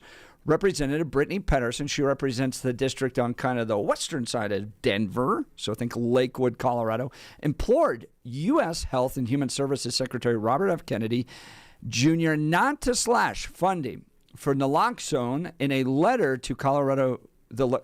In a letter the Colorado Congresswoman sent on Monday. The medication has proven extremely effective in stopping opioid overdoses, a leading cause of death among young people. The Lakewood Democrat personalized her letter, which was shared with the Denver Post ahead of it being sent to Kennedy. So she sent it to the press first. By invoking the traumatic experience her mother went through, battling a decades-long addiction to pain pills after suffering a back injury. In 1 year alone, my mom overdosed more than 20 times and even overdosed 3 times in a single day. But she is one of the lucky ones, Pedersen wrote. Time and time again, she was administered naloxone, and eventually she was finally able to receive the treatment she needed. The Congresswoman asked for a meeting or phone call with the Cabinet Secretary to discuss how to best help people survive this epidemic and get into recovery. So naloxone, or I forget the name of the other version. Narcan. Yeah. The other version of it, it's kind of like, have you ever seen the videos of this stuff work? Yes. It's crazy. It like snaps them out of it immediately. It's like the Pulp Fiction. Right. That's what it is. First time I saw it, I'm like, this is Pulp Fiction. This is the whole thing with the stabby thing and getting through the breastplate. It's like, wait, I got to stab him 3 times. No, we got to stab him. Okay, I know the whole scene, but yeah, that's what it's like. I understand where Brittany's heart is at, and I do, in many ways, agree that we should be continuing to look at these opportunities to help people that are in these situations, because if you have to deal with someone in your family or someone that you know that is in the throes of drug addiction like this, yeah, I've got a heart for that. So yes, we should make this as easy as possible to administer, and we should be. But the idea that we hand it out, and that's where I break with Brittany and people that are more on her side. The idea that everyone should be walking around with it in your pocket. That if you're going to go browse along the 16th Street Mall, you better be willing and able to revive a drug addict. That if you're going to go down to Coors Field, coming out after the game, it may be a wonderful loss for the Rockies. Again, notice I'm assuming they're going to lose, because that's what the Rockies do. After the loss for the Rockies, you're going to walk outside and you're going to have to revive somebody who's passing out and possibly going to swallow their tongue and go into cardiac arrest. So no, I have a heart for those people, and if you want to do that, that's okay. But the idea that it is all of our responsibility, as a community, we should try to keep these people safe. But no, I'm totally against her, the idea of safe drug injection sites. Right, that was the other thing I was going to bring up. Yep, that's the thing that I think is totally unneeded, unnecessary, and ridiculous. You need to get these people into treatment programs. If Brittany's mom not if, we know that she did, overdose 3 times in one day. What Brittany's mom needs more than anything else is a treatment program. And yes, serious intervention. Yep, the Naloxone and the Narcan can help. And yes, it did save her life. But you know what's going to make her, what's going to save her life tomorrow? And the day after that, and the day after that? Treatment. Yeah. It's very easy. Because that's the way to save the life. I think what's making us uncomfortable about this is you're putting average people in this place of having to deal with some other person's bad decision. Yeah. Yep. And that you now have to make the right decision. And then you make them feel guilty about having to deal with it. So, for instance, like let's just say you have like a series of car accidents always happening. Oh, like you're going to walk around downtown, you're going to have to deal with car accidents. Yeah. Therefore, you should have, I don't know, you should carry blood with you. Yes, there we go. Or a mask to do CPR. Or a triage kit. You got to have a triage kit. You got to carry this triage kit because, you. and you're sitting there going, well, why are these cars? Why? I don't. Yeah. Like, I understand you want to help somebody, right? Somebody's dying on the street. Well, I want to save their lives. Yeah. But why is it on me to have to deal with these people's bad decisions all the time? And is this the right response? If you remember, Kyle Clark was kind of guilting everybody into carrying Narcan around all the time. You should buy it. You should carry it. You're going to be, and you're just kind of like, well, now I'm in the position of having to deal with somebody else's bad decision all the time, and you're going to make me feel guilty if I don't step in to help. But can we go upstream a little bit to the reason why this person's making the bad decision in the first place? And then you also have, as you mentioned, Brittany Pedersen garnered the nickname Heroin Barbie because she wanted to do supervised injection sites. And that turned out to be bad. But the other thing I want to bring up on this, Bill, is like opioid deaths are going down. And I've talked to the DEA guys about it. Yeah. And a big part of it is we're actually enforcing borders. Yeah, so that does help. that it's a component of it. It's not all of it. I mean, you could still make fentanyl here, but a lot of that was coming up through Mexico. So when Joe Biden finally started to take that more seriously, then you started to see these overdose deaths go down. So my question is, do we need the supervised injection sites? Do we need to have taxpayers funding Narcan and these types of drugs? Or do we need to get upstream of the problem and start dealing with it there? Let me talk to you about this. Let's talk about, and this, again, an inelegant and inaccurate analogy, but let's talk about the power of a sign. And what I mean by that is just putting a sign up on a fence post as far as the power there of what that sign can tell people about a location or a place. And where I'm going with this is, let's just say that maybe down at Washington Park, there in Lake Grassmere, a bunch of people have let go a bunch of baby gators. And now they've grown up, and now they're big gators. And those gators, when we get people swimming in Grassmere, they're eating people. Now, we could go down there and start a safety prevention program where we have a bunch of people there at the shore ready to fight off the gators when the people are in there. But you know what else we're going to do? We're going to put up a sign that says, don't get in the water, gator gonna eat ya. And that's kind of the issue, is that I feel that where Brittany's coming from in many ways is the idea that we just need more lifeguards standing at the edge of that pond. No. One, we need to tell everybody there are gators in there. Then we need to deal with gators. And we need to deal with why the person is trying to get into the lake with the gators. And someone's like, I just love the gators. I love to give me hugs. No. Stop it. We need to help you and realize the gators aren't your friend. Again, inelegant analogy. But when we know there is something in danger and there's something, a behavior that can put someone in danger or can cause death, we try to prevent the behavior and get treatment for it. We don't have everybody else stand around and say, wait, when this person makes the bad decision, all of us better be ready to leap in and to save them. That's not the way that we need to go about, and it's not the social contract. It's not what we, as a society, agree to as the base social contract when we agree to govern ourselves this way. It's not what we agree to. Great point, Bill. I agree with you on that. All right, phone lines are open. Join the conversation. 303-696-1971. 303-696-1971, or text us on the Dan Caplis Law text line 720-819-5115. Have you had a family member die of an overdose? Have they been saved by Narcan? Do you think that taxpayers should be funding this because it saved a member family member's life? Or do we need to hold people to higher responsibility and get upstream of this issue? Give us a call. Would love to talk with you. While Bill and I may disagree a lot, we agree on this, and we also agree on the good people of Advanced Hair Restoration. If you are losing your hair and desire to have it back, guys, let's talk. Let's get it fixed. Advanced Hair Restoration has the easiest guaranteed solution. Their simple one-day treatment offers life-changing results. I've seen it with my own eyes. Guys, it's not magic, but close to it. They put hair where you need it the most. Bam. It grows. It's actually science. Advanced Hair has it all. Top-rated Dr. Tanya Pauls, modern technology, and best of all, you get your own natural hair that begins regrowing the very next day. Advanced Hair even guarantees it will grow for life. So schedule your free consultation now at 720-459-HAIR. 720-459-HAIR. If you qualify, you get $250 off and 250 free hair grafts. Advanced Hair is the winner of Westward's Best of Denver and has changed the lives of tens of thousands of people. So don't wait. Check out the before and afters online for yourself, 720-459-HAIR or advancedhair.com. Again, the phone number, 720-459-HAIR or advancedhair.com. That's advancedhair.com. We're talking Brittany Pedersen has asked RFK to maintain funding for naloxone, invoking her mom's opioid battle. Funding for overdose medication is in jeopardy as Trump administration mulls cuts to health programs. Is this where we need to be spending taxpayer dollars? We'll get to your phone calls and more. You're listening to The Jeff and Bill Show. This is Denver's Talk Leader News Talk 710 KNUS.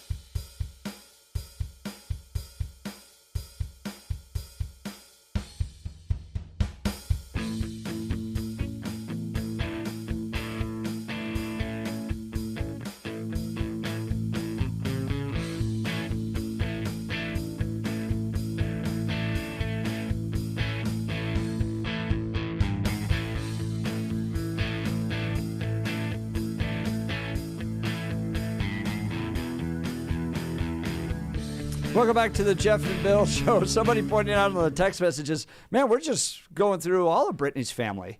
Yeah. Her son makes an appearance as something to talk about. Now it's her mother, Brittany Pedersen, invoking her mother's opioid battle as a reason to maintain funding for naloxone, which is an overdose prevention medication that kind of stops it from taking place, very similar to Narcan.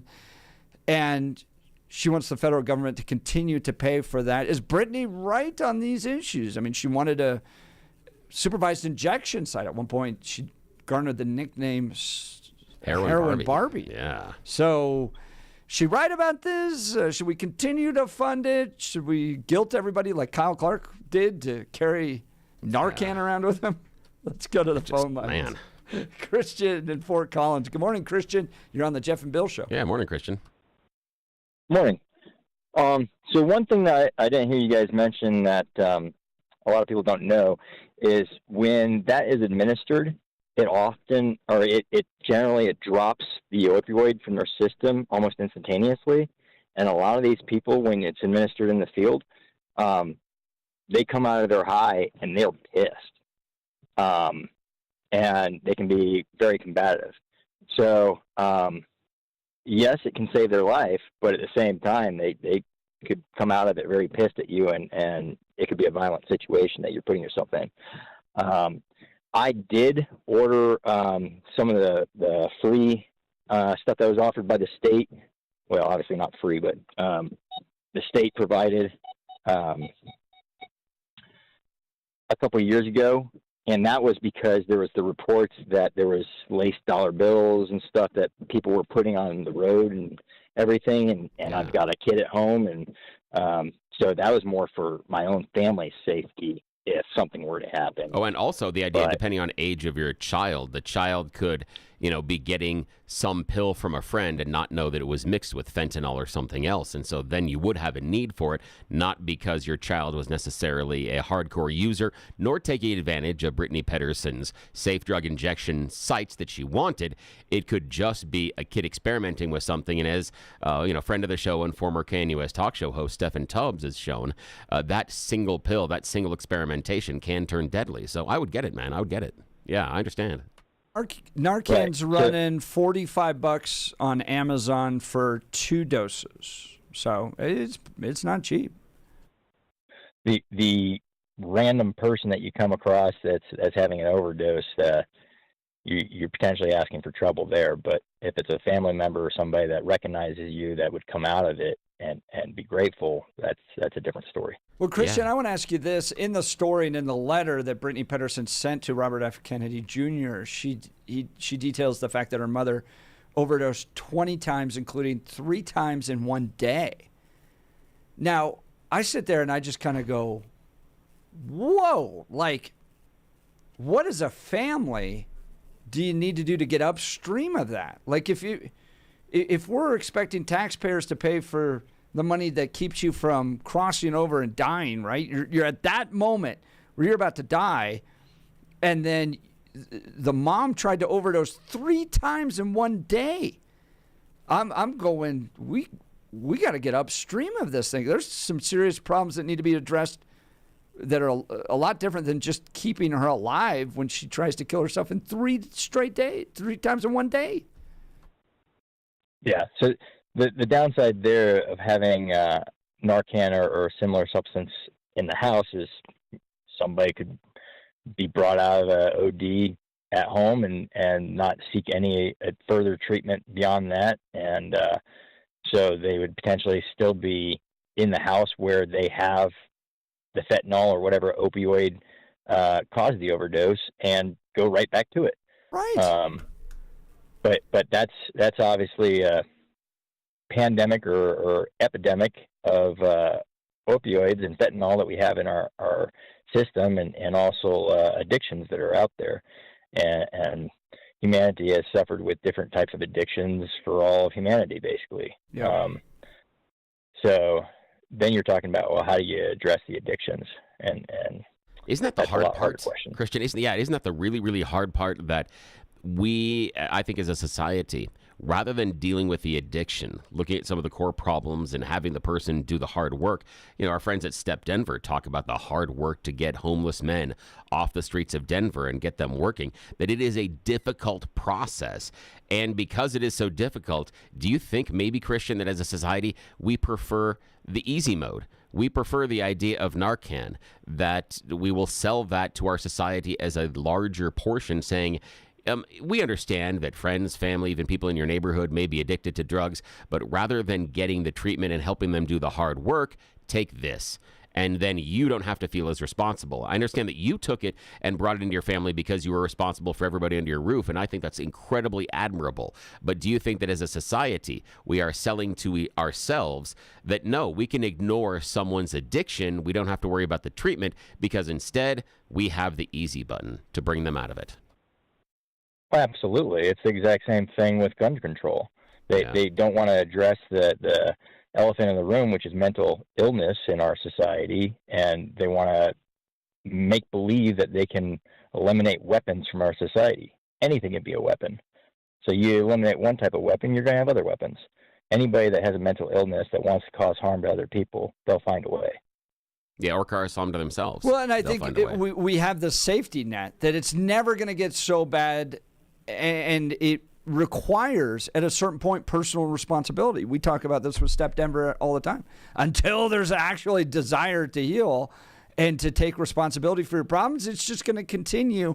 And when we provide these services, this is where I'm torn on this, right? Because I don't want someone to die in front of me, but if I just keep resurrecting them and they go right back to the drug, like Brittany Pedersen's mom did 3 times in one day, well, what am I doing? At a certain point, get control of yourself. Okay, now I got to pause this just for a second, Christian, because one, we have Christian on the air with us. Jeff and I both strong of faith, and Jeff actually studying, theology for some while. Just the term, we had to keep resurrecting them. I'm just saying, I love that. There you go. I just love that, Christian. I appreciate it. Great call. Thanks so much, you. Christian from Fort Collins. His line's open 303-696-1971. Look, whether you pulled your skis or snowmobiles out this last winter, it was a great year for winter fun, but the snow means even more to Colorado agriculture, and I want you to know that our state's farmers and ranchers are doing their part to protect our future water resources. The people of Colorado agriculture always have conservation, efficiency, and reuse top of mind when it comes to water use. As the metro area continues to grow, Colorado Farm Bureau leads talks with state policymakers about preserving water for all areas of the state as pressure on the water system grows. It's going to take all of us to find a solution. My friends at the Colorado Farm Bureau are leaders in water conservation and water policy. They understand how to balance water for crops and water for families, and they're doing more with less. You can do your part. Support these great people that are working to provide good quality water policy for the state of Colorado, and go to coloradofarmbureau.com. That's coloradofarmbureau.com to join them today. All right, Bill, did you see this list on King Soopers? Yes, I did. And honestly, because I shop King Soopers, I'm kind of like, I was going to say. On it. Yeah. And there are a number of King Soopers that I, based on where I've lived, that I'm like, oh, did I ever shop at these? Are these ever ones that I had frequented? So, yeah, I was really concerned about it. Headline coming from Fox 31, Denver Metro grocery stores ranked among worst in the nation. Oof. Spend enough time in Denver and you'll soon hear unflattering nicknames for some of the grocery stores in the Denver metro area, they write. And thanks to an analysis of 3,000 grocery stores across 100 U.S. cities, it's easy to see why 2 Denver metro grocery stores were ranked among the top 10 worst grocery stores in the nation. And 6 grocery stores in Denver alone are noted in the top 50. Denver's grocery stores' woes have grown in the past year, according to the report published by an organization called Solitaire. Last year, there was only 1 store with a Denver address that ranked among the top 10 worst grocery stores. This year, there are 2 in the top 10 and 6 in the top 50. We're going to tell you exactly where these are next. You're listening to The Jeff and Bill Show. This is Denver's Talk Leader, News Talk 710 KNUS.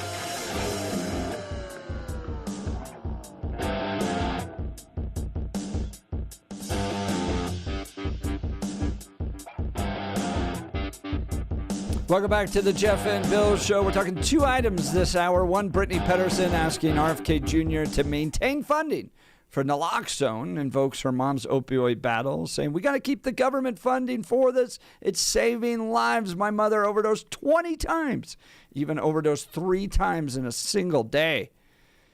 Wow. Billy and I both going, I think we need to get upstream of this issue, deal with personal responsibility as opposed to just constantly reviving people and using government funds to pay for that. Let's go to Paige in Denver, and then we'll get to the King Soopers issue here in a second. Good morning, Paige, good morning. Good morning. With regards to personal responsibility, if your mother is overdosing 3 times in one day, let it go on. Just like in the skiers, you're not supposed to ski out of bounds. So they buy these kits that let them know if they're caught in an avalanche. And then we spend hundreds of thousands of dollars rescuing them.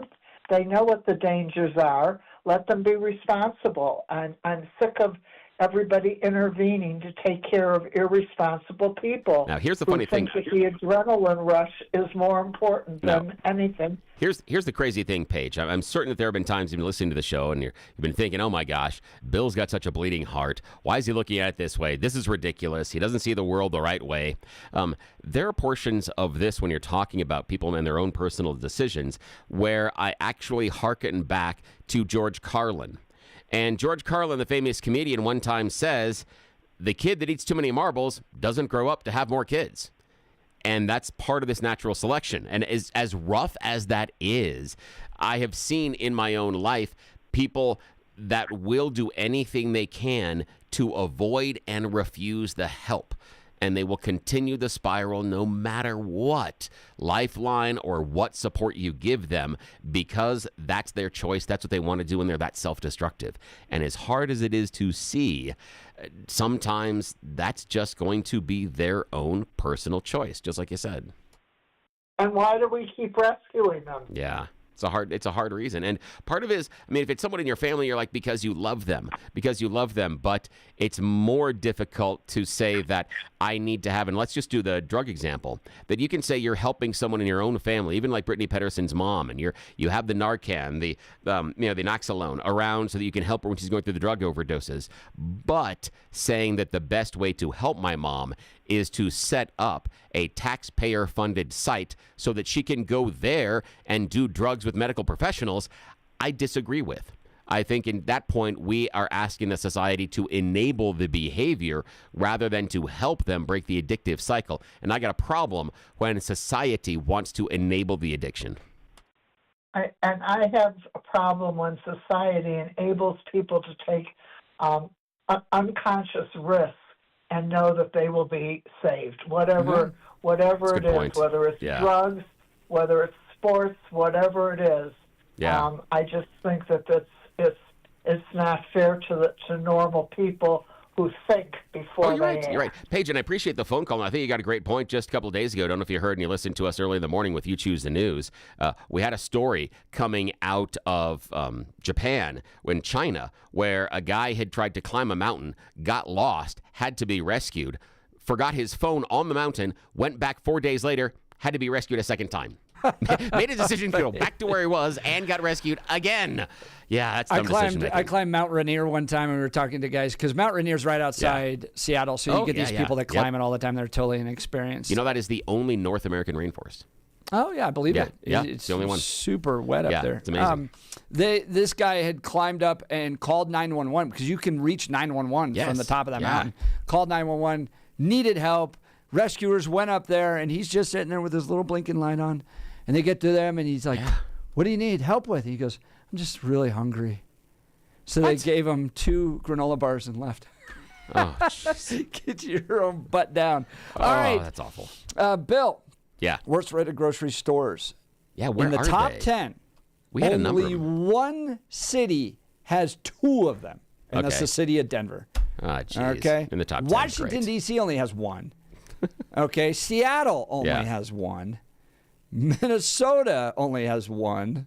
Milwaukee only has one, or St. Paul only has one. Milwaukee, Cleveland, they all only have one. We've got two in Denver. Saying we're overachieving. Overachieving on the worst list. Great. All right. That's wonderful. So Where are we? Mark Crowley came in, who's a former cop. Yep. Denver PD came in and was like, I bet you I can know which one. He did. Really? He did. Really? Yep. What one? What's the top rated one that we got? Number 2 worst supermarket. So it's number 2. That's where we come in. In the nation. We come in at number 2. Number 2. The only one above dude. us, I know this one, is in Washington, D.C. It's a Safeway, and all the girls refer to it as the unsafe way. So do not go to the unsafe way by yourself. Okay, fair enough. All right, number 2 in the nation, worst grocery store, King Soopers, Green Valley Ranch Boulevard in Denver. Oh, yeah. Yeah, that is. Do you know which one that is? Yeah. I gotta Google map that real quick and see which one it is. Yeah, that is. Yeah, that's a sketchy one. There it is. Yeah, that's sketch. Green that's one that's. Yeah. Ranch Boulevard. I'm trying to see where. That would be one that I would think twice about. Yeah, walking in. Okay, so dark. I-70, E-470. Oh, interesting. This one's up by the Gaylord Rockies? Yeah, kind of that out. Yeah. That one's a little weird because of where it is and just who frequents it. Yeah, that's a little weird. That one doesn't seem like that would be the worst one. I've seen some down off of Colfax that I thought would be worse. Okay. Oh, yeah. And that's number 2. Jeez. That's number 2 in the nation. All right. The other one is the Safeway off of East 20th Avenue in Denver. That's number 7 worst in the nation. Jeez. I don't know the one off East 20th. That's one I'm unfamiliar with. All right. Safeway, Presbyterian St. Luke's. Oh, okay, the one near Press St. Luke's. Okay, then I do. Yeah. Okay, then I do know that one. But that I wouldn't have placed that one there. There are some that, as you saying, there are some that are downtown.